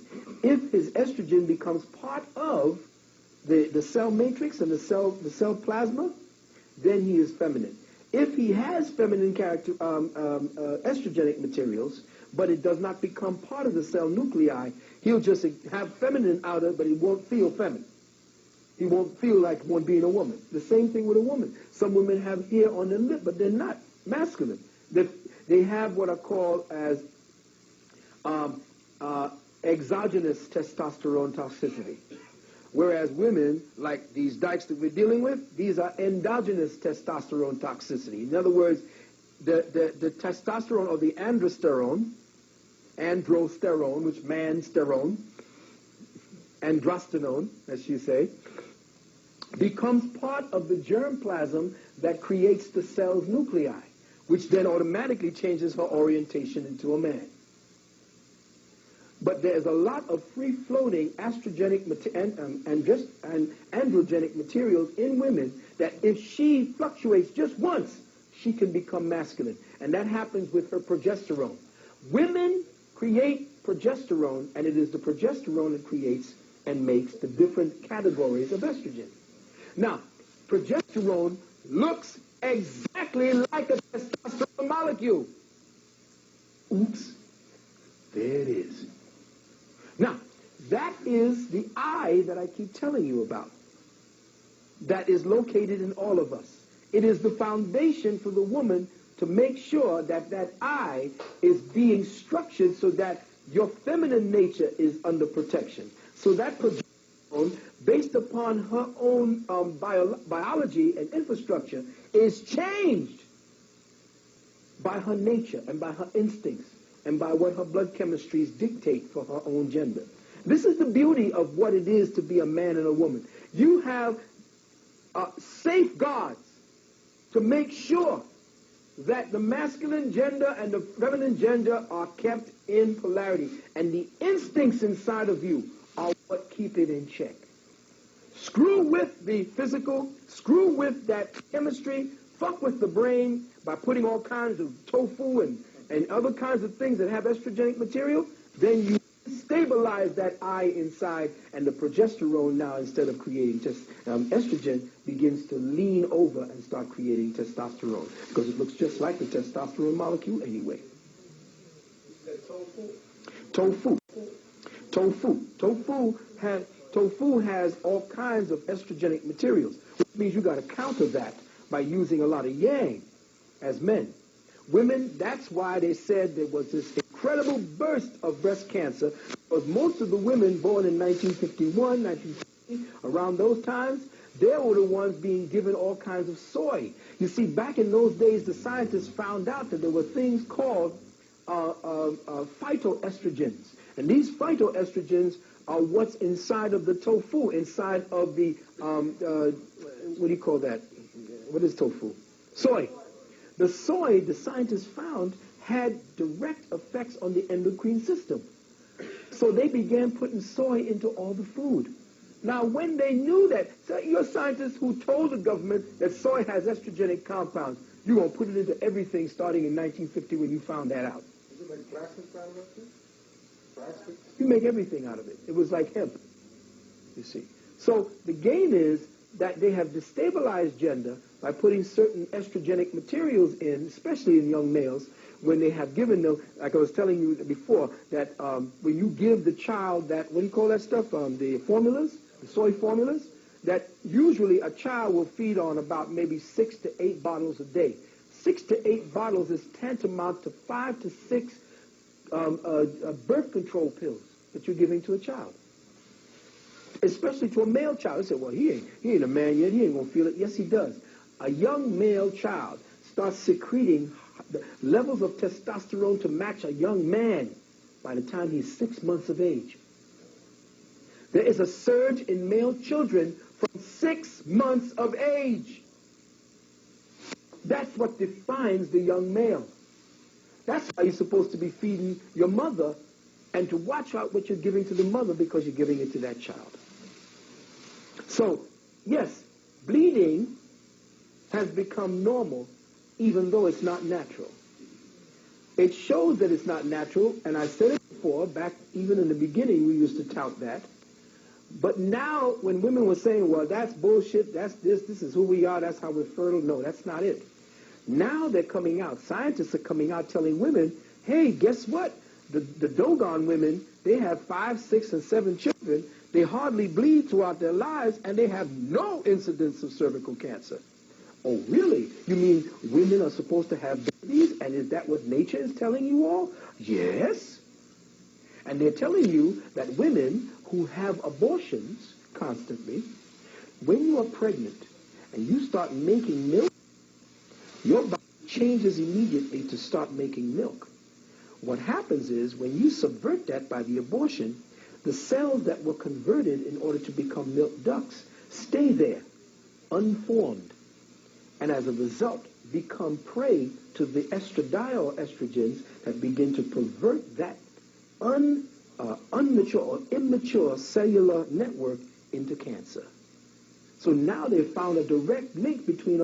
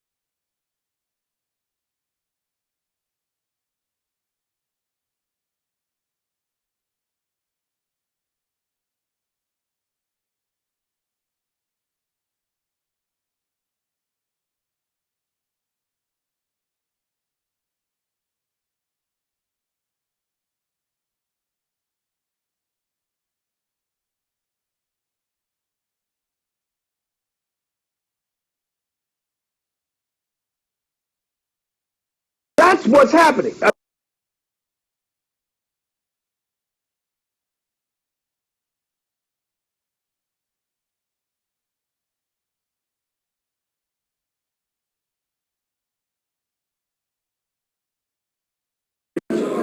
might have been what it was. I don't remember.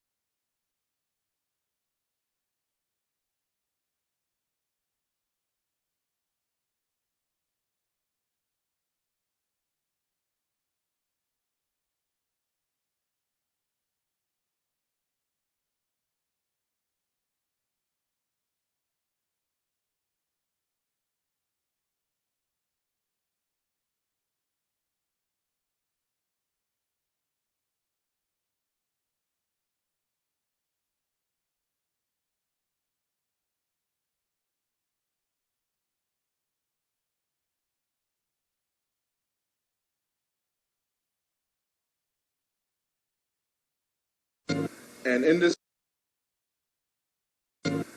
this particular lecture, I'm gonna cover a number of different things, and a lot of this to some people may seem like way out initially, which it seemed to me. But I tried to gather as much facts as possible outside of the Moors to prove what we're saying. A lot of times people say, "Well, it's y'all Moors saying this, but show me something else that's saying what y'all saying, that proves what y'all saying." So I tried to gather as much as possible, and I have a lot of information here to share. I tried to organize as best as possible because a lot of information, and I just tried to put it in the best way so that you could be able to grasp it. I'm going to start off speaking about a man by the name of Horace Greeley. And he was part of a worldwide conspiracy to conceal the information that I'm about to speak on today. And there's a definite reason why this information was concealed. Horace Greeley was the founder and editor of a paper called the New York Tribune, which was located in New York City. This newspaper was a national newspaper, as well as international, and it had a profound effect on the consciousness of European people. At the time when this was put together, sometimes we think that Europeans, that, they've been a world power, going way back to so-called Greeks and Romans time, all that's fictional. All that's fictional. They just got themselves together as recently as 1854 to 1865. This is when they finally got themselves together to govern the planet on a global level, as recent as that date. And this is around the time of the Civil War. And at the end of the Civil War, they was finally able to put certain things together to bring themselves together. At the time, during Horace Greeley's time, they was in a similar condition that we are in now, in the sense that you had many different white organizations at that time. They were all striving for the uplifting of their people, but they had many different ideologies, many different groups of themselves all striving and vying with each other, sometimes bitter conflict with each other, in order to achieve that goal, which is the upliftment of their people. The key role that Horace Greeley played was that his paper, his organ, the New York Tribune, was able to gather up all those people and give them a sense of a unified context or paradigm or direction that they was all able to unify themselves behind, regardless to their different ideological differences and so on and so forth. And this is what we're hoping that the Moorish paradigm or the Moorish Renaissance that's taking place now will be able to do. That it will serve as a paradigm that will be able to unify our people in regards to the different ideologies. You know, coming out from New York City, you know, and I sell books in Harlem on 125th Street, as well as in Bed-Stuy in Brooklyn. And being in those two places, I come in contact with every aspect of the so-called black movement or national or whatever you want to call it. I come in contact with every aspect of it. Hebrew Israelites, every sect and division of Islam you could think of, black nationalists, all different types of groups, you know. And it seems like this may be able to unify us behind a certain paradigm. A paradigm is a certain perspective or outlook on the world. And this is what we're about to get into. We're about to have what's known as the paradigm shift. We're about to come into a new paradigm, a paradigm that will allow us to rise our people up and take our rightful place in history. Horace Greeley, prior to Horace Greeley's time, the European, or what we call the white man or whatever, he was known as the red man. And they called themselves red men. As a matter of fact, Horace Greeley was a member of a political party known as the Red Men's Whigs Party, which eventually he promoted to be changed to the Republican Party. The present-day Republican Party originally was called the Red Men's Whig Party. Horace Greeley, as well as Abraham Lincoln, were members of the Red Men's Whig Party. He suggested to them that they change their names to the Republican Party, and as opposed to call themselves red men, call themselves white men. And this was to set up this whole dynamic of white being pure and good and white being bad and inferior, this whole white supremacist mentality or paradigm that was being perfected at this time. Now, just to give you an idea of the power and of the influence of Horace Greeley, this was taken from a book called Horace Greeley in the New York Tribune during the Civil War. And it says in the introduction, it says, all contemporaries, friends, and foes alike testified that the Tribune exerted the greatest influence upon public opinion of any journal in the country during the period under discussion, which was the Civil War period. It goes on to say that the paper furnished the basis of a power national in scope and at times enabled the editor to mold public sentiment more effectively than even the president. Horace Greeley in that paper, the New York Tribune, actually had more influence over the mindset of European people on an international scale than even the President of the United States. Karl Marx was just the London correspondent of the New York Tribune. This was an international thing that took place here. All right? It also says that it would have been difficult to convince the great mass of rural subscribers from western New York to Iowa that the old white-coated philosopher, Horace Greeley, did not pen every line in their political Bible. Herein lies the crux of the Tribune power and influence. Horace Greeley was more than the editor of a great newspaper. He had acquired an enviable reputation as an expounder of political views and had actively sponsored the organization of the Republican Party on a national scale. So Horace Greeley had a great deal of influence. And he was like more or less, let's say, the point man that more or less gathered around him all these different people, covering all different various disciplines, everything from medicine to science to history. Just to give you an example, there's an article I have here called Archaeological Cover-Ups. This is an article that was taken from a magazine called Nexus Magazine. And this is a very good magazine. If you have a chance, get a hold of it. I believe Brother Emiola from the Black Mind Builders sells this particular magazine. And this particular article, Archaeological Cover-Ups, was dealing with the Smithsonian Institute, which was founded a little bit prior or during Horace Greeley times around in 1829. And it starts off, it says, most of us are familiar with the last scene in the popular Indiana Jones archaeological adventure film, Raiders of the Lost Ark, in which an important historical artifact, the Ark of the Covenant from the temple in Jerusalem, is locked in a crate and put in a giant warehouse, never to be seen again. I'm sure you all remember that part at the end where they shipped it in. They had all these different boxes marked top secret. It goes on to say, the Smithsonian Institute is an independent federal agency. Sounds familiar? IRS, Federal Reserve, so on. An independent federal agency has been actively suppressing some of the most interesting and important archaeological discoveries made in America. Now, what they were covering up was our history in this hemisphere. At this time, this is the time when they concocted this myth that we were all brought over here on slave ships from Africa to be their slaves. This is one of the biggest lies they ever put together. You're going to see the massive proportions of the lie that they have put forward. Yeah, there were some that were brought here from Africa. But by far, the majority of us were already here. We had a civilization that went from Alaska all the way down to Chile, which they refer to as the ancient mound builders, the one who built the civilizations and built the mounds and pyramids all up and down this hemisphere. And you're going to see further what is the significance and the major role that we played as civilization here in this hemisphere. And the Smithsonian Institute was key in covering up these facts.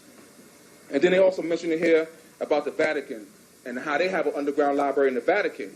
The walls 5 feet thick and 24-hour security. What they hiding down there. And he mentions how they have things down there that will conflict with the church's credibility or perhaps cast the official text in doubt. So they keep these things hidden. And it says, and it goes on to say, it says, when Thomas, the guy's name is Thomas, he was the director of the Eastern Mound Division of the Smithsonian Institute's Bureau of Ethnology. It says, when Thomas came to the Bureau of Ethnology, he was a pronounced believer in the existence of a race of mound builders distinct from the American Indians, the people who they're saying American with the long stringy hair, so on and so forth. He believed that there was a race of mound builders distinct from the American Indians. However, John Wesley Powell, the director of the Bureau of Ethnology, a very sympathetic man toward the American Indians, had lived with some of these ones who they call Indians, and he felt sorry for them. He felt that they say he felt sorry for them and they were treated unfairly and that they should get the credit for this. Now remember now, they were in the process of wiping these people out. So it's easy to give credit to a people that you know you're about to wipe out anyway. It goes on and says the Smithsonian began to promote the idea that Native Americans at that time being exterminated in the Indian Wars were descended from advanced civilizations and were worthy of respect and protection. They also began a program of suppressing any archaeological evidence that led credence to the school of thought known as diffusionism, a school which believes that throughout history there has been widespread dispersion of culture and civilization via contact by ship and major trade routes. Keep that in mind because remember, Moor means navigator. We were a maritime nation all over the planet. And keep that in mind because we're going to get deeper into that. This says the school of thought known as diffusionism believes that throughout history there was a widespread dispersion of culture and civilization via contact by ship and major trade routes. It goes on and says, but the Smithsonian opted for the opposite school, known as isolationism. Isolationism holds that most civilizations are isolated from each other and that there has been very little contact between them, especially those that are separated by bodies of water. And this intellectual war that started in the 1880s, right around Horace Greeley time. Now, this school of thought, isolationism, gives credence to their whole philosophy of us being so-called third world peoples and them being so-called first world peoples. They're saying this is the first time the world has been unified as what's known as the global village, or unified in economy and trade and so on and so forth. Wrong. There's been 2 civilizations prior to that in which it was unified by the Moors. First the ancient Moabites or Moabites, and then the Moors. It goes on to say, when the contents of many ancient mounds and pyramids of the Midwest were examined, it was shown that the history of the Mississippi River valleys was that of an ancient and sophisticated culture that had been in contact with Europe and other areas. Not only that, the contents of many mounds revealed burials of huge men, sometimes 7 or 8 feet tall, in full armor with swords and sometimes huge treasures. All this was being found by the Smithsonian. This gets back into the Bible where they talk about these different giants and Nephilim and so on and so forth. And it goes on and says, for instance, when Spiro Mine in Oklahoma was excavated in the 1930s, a tall man in full armor was discovered along with a pot of thousands of pearls and other artifacts, the largest such treasure so far documented. We have many more treasures here. The elders taught us that the Moors did more building underground than we did above ground here. And you see what we did build above ground, or what's left, what the Dominicans and Franciscan priests did not destroy and vandalize and loot and burn and pillage. And underground, they are aware of the vast underground tunnel networks that we have built underneath this country, where you was able to travel from New York City to California underground without having to come above ground once. And their military has taken over some of these underground facilities, but they could go over so far deep. And they know through different infrared and satellite pictures and so on and so forth, they know that there's other things deeper down that they can't get to. And when the conquistadors came over, they found whole villages and cities empty with people. They didn't know where they went. Oh yeah. Continuing on, it says, he was told by former employees that the Smithsonian, that an employee was dismissed for defending the view of diffusionism. And it says the Smithsonian at one time had actually taken a barge full of unusual artifacts out into the Atlantic Ocean and dumped it into the ocean. This is what they was doing with some of the things that they found. And it mentions here about stone coffins that was discovered in 1892 in Alabama, which were then sent to the Smithsonian Institute and then lost, according to the newsletter. And then going further down, it says, the head curator says, we have not been able to find the specimens in our collections, though records show that they were received. And it says, the Alaskan mound, they found a mound up in Alaska, and it says the Alaskan mound was in fact a graveyard of gigantic human remains consisting of crania and long leg bones. The crania measured from 22 to 24 inches from base to crown. Since an adult normally measures about 8 inches from back to front, such a large cranium would imply immense size for a normally proportioned human. In fact, the habit of flattening the skull of an infant and forcing it to grow in an elongated shape was a practice used by ancient Peruvians, Mayans, flatheads, Egyptians. You see some of the Egyptian pictures where they had the longer, even in the South. You know, I heard stories where they used to actually shape the baby's head with their hands. You know, all this is directly related to us. Also, it says that they found statues ranging from less than 1 inch to 6 feet. Now, check this out. Depicting reptiles or dinosaurs, some of them in active association with humans, showing us contemporary with dinosaurs in this hemisphere. And we want to know who was the first people, who's the true Native Americans. There's nobody here standing on in this part of this hemisphere that could trace their roots back here further than us. Contemporary with dinosaurs. It goes on to say they also found portrayals of Bigfoot and aquatic monster-like creatures, weird human-animal mixtures. This gets into another lesson that's part of the course where we get into Yakub and how we kind out different types of experimentation in the Pyramid University of Yucatan, Mexico, where they have found all kinds of remnants and artifacts showing all kinds of crosses. We think genetic engineering and gene splicing, in vitro fertilization, we think these are new things. Our ancestors was mastering these things long time ago in the Pyramid University. This is how we made what we call the white race. By our scientists. Ain't no natural selection or none of that made no white race because they was up in the North Pole. What about the Eskimos?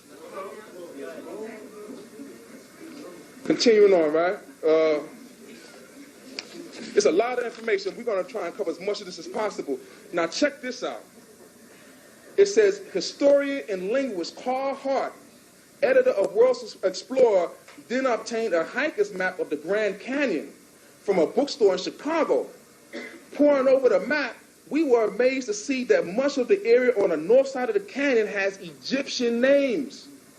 The area around 94 Mile Creek and Trinity Creek had areas or with names like Tower of Set, Tower of Ra, Horus Temple, Osiris Temple, Isis Temple.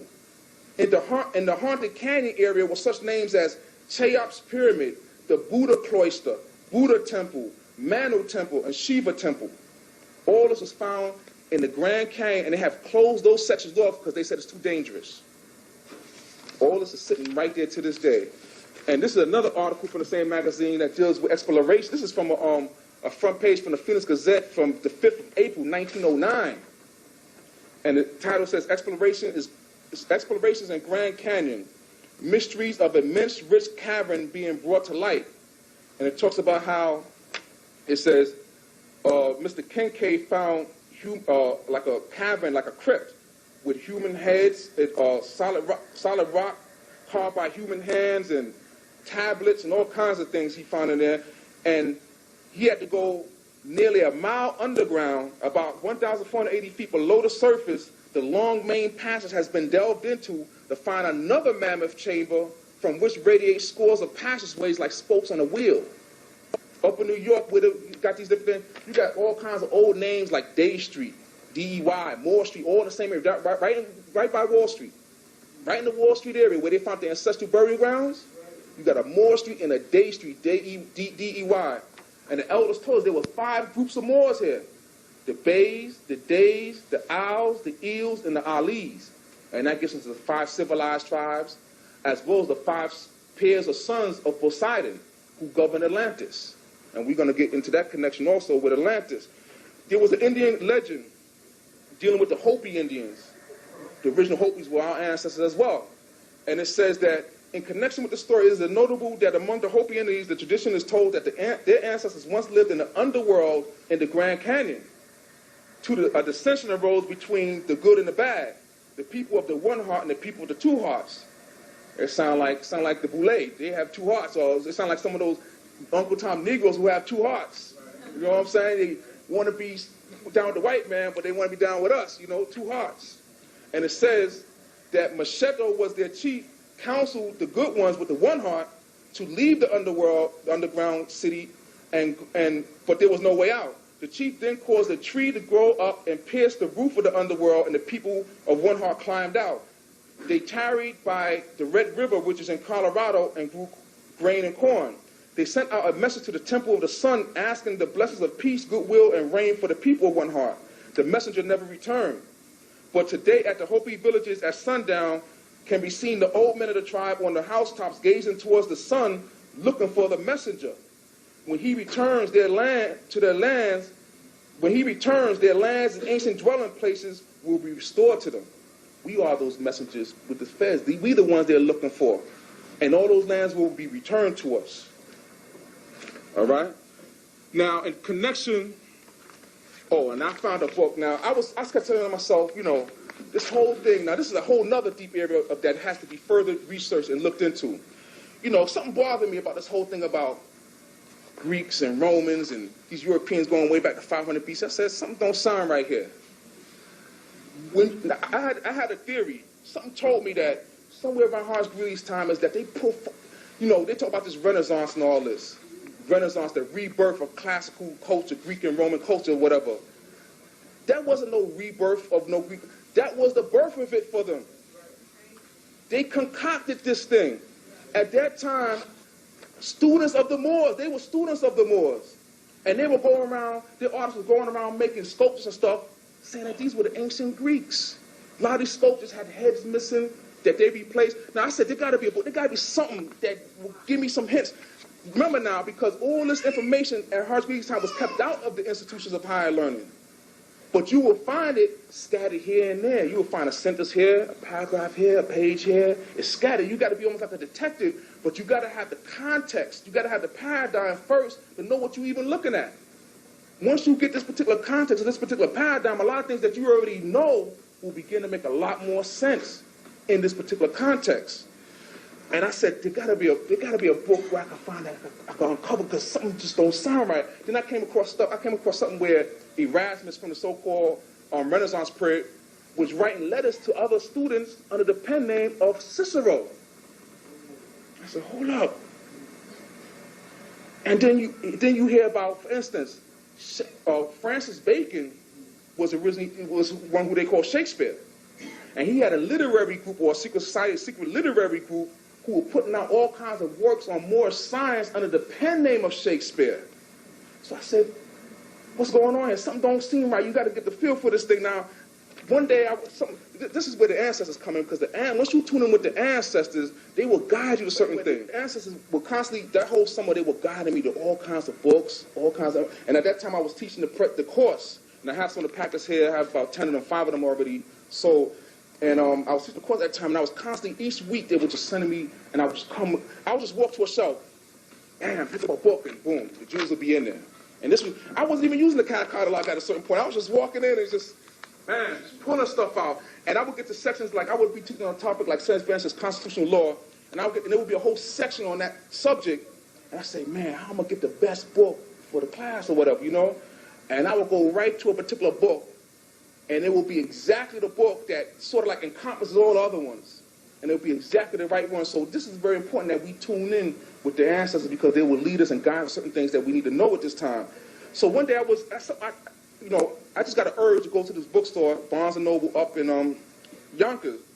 And when I went there, I seen 2 nuns. And it just hit my mind, because somebody had told, one of the elders said that C.M. Bay had got a lot of this information. C.M. Bay, who gave us a lot of this information, got it from a Catholic priest who had this stuff hid. So I thought about that when I seen them.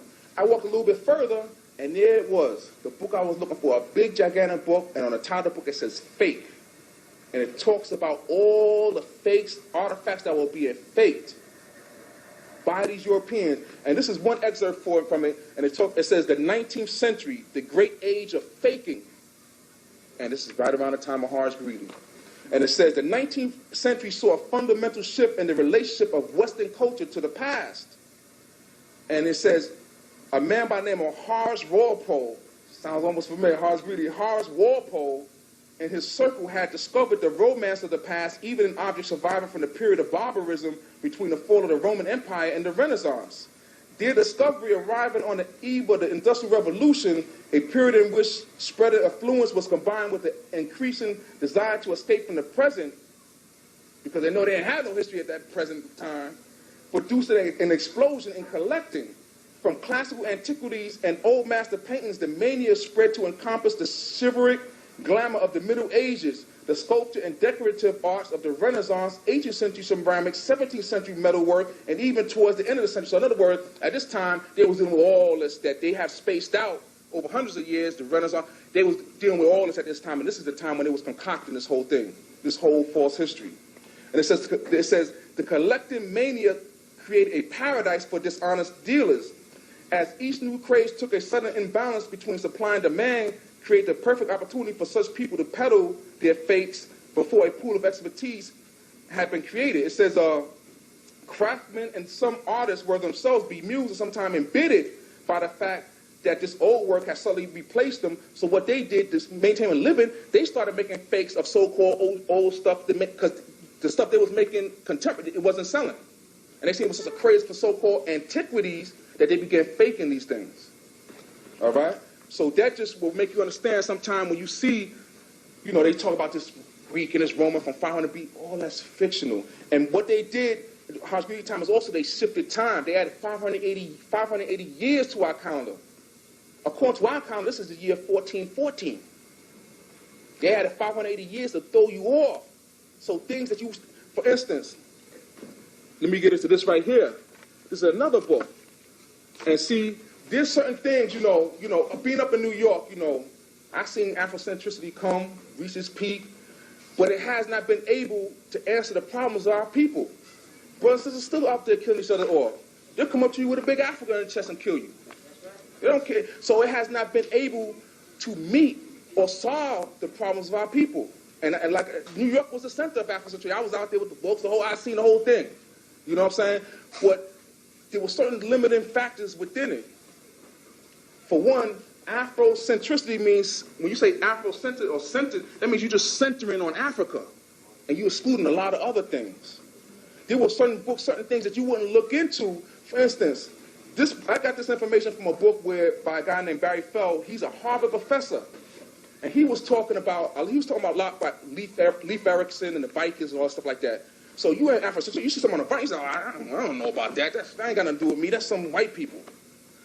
Those ones who they're calling Vikings and Danes were Moorish navigators. And in this book, that if you was of what people mindset you wouldn't even look into, he has a map right here, just to start with this map, and he has listed Libyans. This is North America, and this is a Harvard professor. Libyans, Norse, Greek, Cretans, Iberians, Jews, Celts, all that here in North America. And he talks about the Iroquois Confederacy, for instance. He said the Iroquois are believed to have reached North America after most of these settlers had been made, possibly from South America around 1200 AD, passing up the Mississippi to drive an enclave into the Algonquin area. And the Iroquois Confederacy was a very important branch of our people because they had a model of a federal government that the Europeans patterned themselves after. George Washington Benjamin Franklin. There's a book called Indian Givers that talks about that. There's also another book called The Secret Destiny of America by Manly P. Hall. All right, and I'm just going to quote some things that was in this book that relates to us. Just give me a moment to get to the particular pages that I want. He had a chapter in here called Arabs Before Islam. Now, this is very important because this shows you, something struck me as strange also. I said, if the Moors just came about in the 711 AD and invaded Spain and stuff like that, who were the people that the Romans were referred to as Moors? If the Romans and the Greeks were before Islam, Muhammad and Arabs and all that stuff like that, then how were the Greeks and Romans referring to a people contemporary with themselves as Moors? And I said, something's not clicking here, something's not right. Having this paradigm, how they shift the history, you see what I'm saying? You would look, and it seems to me, and more research, like I said, more research has to be done. When they were referring to Carthage, they were referring to the Moors. And Rome was those so-called Franciscans that we were fighting against. You see? And there's a space there of about 800 years. So I said, wait, how does that space 800 years get in there, right? Then I came across something else by another European scholar by the name of Emanuel Velikovsky. I'm sure some of you may have heard of Velikovsky. He was looked down upon by all his peers at that time, and now they're coming around to agree with what he's saying. He wrote a book called Ramses II in His Times, and in it he dropped some major bombs. He proved how Ramses II and Nebuchadnezzar, who according to most Orthodox history is separated by about 800 years, how they were contemporary, how they were at the exact same time, and how when they refer to the Hittite Empire, the Hittites, and Syria and so on and so forth, they call it the forgotten or mysterious empire. That wasn't no forgotten mysterious. That was the Chaldean Empire. So there was a space, so somewhere along the line, 800 years was added. Now, if you factor that into the equation, that will bring Carthage right up to 711 AD with the Moors. The 800-year difference. See, they were playing, the European was a master. What he was doing during this period of time is that he was grafting a history. When the Honorable Elijah Muhammad said that he was given 6,000 years to rule the earth, he didn't rule this earth for 6,000 years. He was given dominion or jurisdiction over 6,000 years worth of history. When you look in the books, all his history books start off with historical times as 4,000 BC, which up to now would be 6,000 years. When you look in the King James Version of the Bible, it starts off 4004 BC. So what he did was manipulate and graft and change up 6,000 years worth of history. The grafting process, when you take a nectarine orange, a navel orange that don't have no seeds in it, it's not natural. It cannot perpetuate itself. There's no seed for you to plant. So what they have to do is take a branch slice it diagonally, take a regular tree, a real orange tree with seeds and everything, cut one of its branches diagonally, and sew it on or tie it onto it, and it will grow and sustain itself off the roots of that original tree. This is the grafting process. This is what these Europeans did. They didn't have no history, just like the orange with no seeds. So they had to graft themselves onto already existing histories to give themselves a semblance of antiquity. They had no history. So they grafted themselves. The original people who inhabited the region that they refer to as Greek was us, dealing with the Mycenaean and Minoan Moors, who were navigators. The ones who inhabited the region that they refer to as Rome were the Etruscans, who were us. You see? So they had to concoct this false history for them to rise to be in the place of power where they're at right now. They ran into a problem. They found some tablets or whatever that had ancient Libyan or Numidian script, and they never could interpret these things. Then one day, they found out that Arabic was the key to it. But that threw them, they said, wait, this is something 200-something BC. The Arabs didn't come till later on to 700. How was Arabic dealing with that? You see? And this was the key to unlocking these particular scripts, and so they could interpret it, which means that, now they try to say that there was Arabs in North Africa or these different places before Islam. No, there wasn't Arabs. These languages all part. We used many different languages. C.M. Bay said that Latin was one of our ancient languages. We always associate Latin with European people, or what they call the Indo-European languages. Those are our ancient languages, going into ancient Sanskrit and so on and so forth. We had different languages for different purposes. Latin was a legal, scientific language, and Arabic was a more poetic, dealing with more subtle, conveying more subtle ideas and concepts. The so-called adobe houses that you see in Mexico, the Pueblo Indian, you see the exact same thing in North Africa. The exact same type of houses constructed the exact same way. And it makes sense, because, like I said, if you join those two parts together, what they call Libya, all that was all connected with America. It was all one thing. So naturally, you're going to have the same type of houses, the same type of climate, everything. And even the Dogon, the same type of thing, built in the side of the cliff, so on and so forth. The same thing. It's all one knowledge. And the Dogon mythology and the entire thing is identical to the Hopi Indians. If you look at the pictures of the Hopi Indians and look at the Dogon, it's identical. Same people, also, same technology. Before I forget it, we found a Washita Street here at North Highland in Atlanta. A Washita Street right off of North Highland. You'll be surprised. This is, see, they would love for all you to go back to Africa and give up the wealth and birthrights of this land here. They had to perpetuate that myth. And because they would know that once you realize who you are, you would claim your birthrights to this land right here that belonged to your ancestors. Imagine how mad your ancestors must be to be buried in these grounds and see you chasing after another land other than the land that you were born on. And you wonder why you kept so much hell and all so many things that happened to you. Because you run in the wrong direction. Not to say anything wrong with our brothers. Those are our brothers on the other side of the Atlantic. The Atlantic is like a big mirror, cosmic mirror. What's on one side is on the other side. Ain't no difference. The elders told us that the original now is right here, Old Man, Mississippi. The Missouri is the blue and the Ohio is the white now. And where the two come together, they got a city there to this day called Cairo. And the whole region over there, as a matter of fact, to this day they call Little Egypt. The elders also said that in this hemisphere you have 7 cities. The 7 churches which are mentioned in the book of Revelations. The 7 churches which are in Asia. And those 7 cities go from St. Louis up to Chicago, over to Detroit, down into Cleveland, Ohio, over to Pittsburgh, over to Philadelphia, and up into Boston. And if you connect the dots of those 7 cities, they give you the constellation of Big Dipper, the Great Bear, which was referred to as Moena, which is also a name that we sometimes call Moorish sisters, Moena. And this is what that particular and it was said by the elders, whoever rules those 7 cities rule the planet. Those are 7 key cities. And until this day, one of the cities still has the same name in the book, City Philadelphia. And Philadelphia is in what? Pennsylvania, which is the Keystone State. And when you look in the book of Revelations under Philadelphia, it says that you have the keys of David.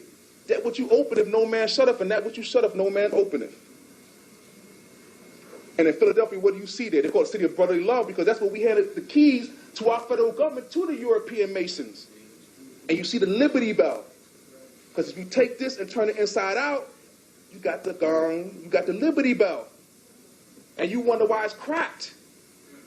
When your liberty was taken from you, that's why it's cracked. You see? The Liberty Bell, and they also refer to the feds as the Liberty Cap. When you see that soft cap that they refer to as the Liberty Cap that's red, that's the feds. And then you look at the coat of arms. The elders also told us that what they called here in this hemisphere the Spanish Empire was in reality the Moorish Empire. And then you look at the coat of arms for El Salvador. You see the fez on top of it. You look at the coat of arms for Haiti. The fez is on it. Look at the coat of arms for Cuba. The fez is on it. Don't take my word for it. Go see it for yourself. The fez is sitting right up on there with a halo around it, just like the all-seeing eye on the dollar bill. The same thing, because this is the pyramid. The all-seeing eye. This has a deep significance. You'll be surprised when you put this up on your head. Watch the responses that you get from Europeans, any people. I don't care where they come from. When we be standing there 125th Street, all the brothers, we be out there, and all you see is feathers out there. Germans, they all come by, they look, they're like, man, the Moors, they're waking, they realizing who they are now. They come to, I don't care what country, Pakistan. The rulers of my country, they wear that. Africans come to me. Only big chiefs can wear that in my country. This was a sign of nobility of the rulers of this planet. Continuing on, the things we built in some of those 7 cities, the old man Mississippi coming down, this region right out here is known as ancient Egypt. Headquarters, Memphis, Tennessee. Memphis, the Memphite theology. Oh, that's right here. Oh, that's right here. The 5 Great Lakes. 5 lakes that were man-made by our ancestors that contain half of the world's fresh water supply. And that whole region over there is known as the breadbasket of the world. We fed the whole planet from there. And the elders also said that the original Mecca was Chicago, the center of all food, wheat, grain, and livestock distribution for the planet. And until this day, it's still that way. So we got to realize where we standing at right now and who we really are. When those Moors seen that we were falling from power, they took certain Europeans and initiated them and made them mystic Turks, chief protectors of the sacred shrines. They're not the owners. You have to be a master mason to be up in the federal government.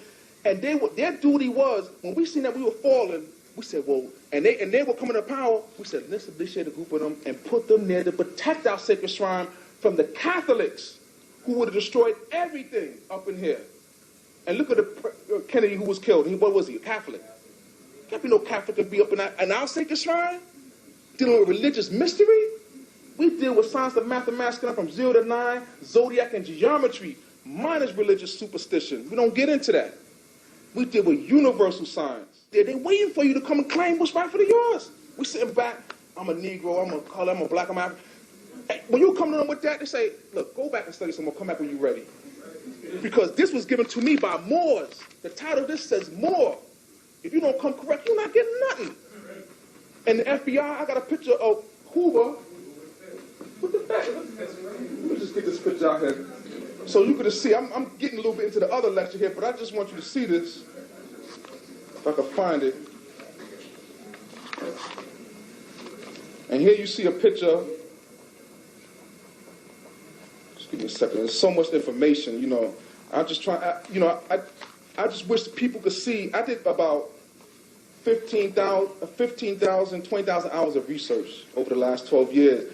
And I've seen things, I'm just trying to get it to the people so everybody else can see what I've seen. Because I've seen some stuff that you would be surprised.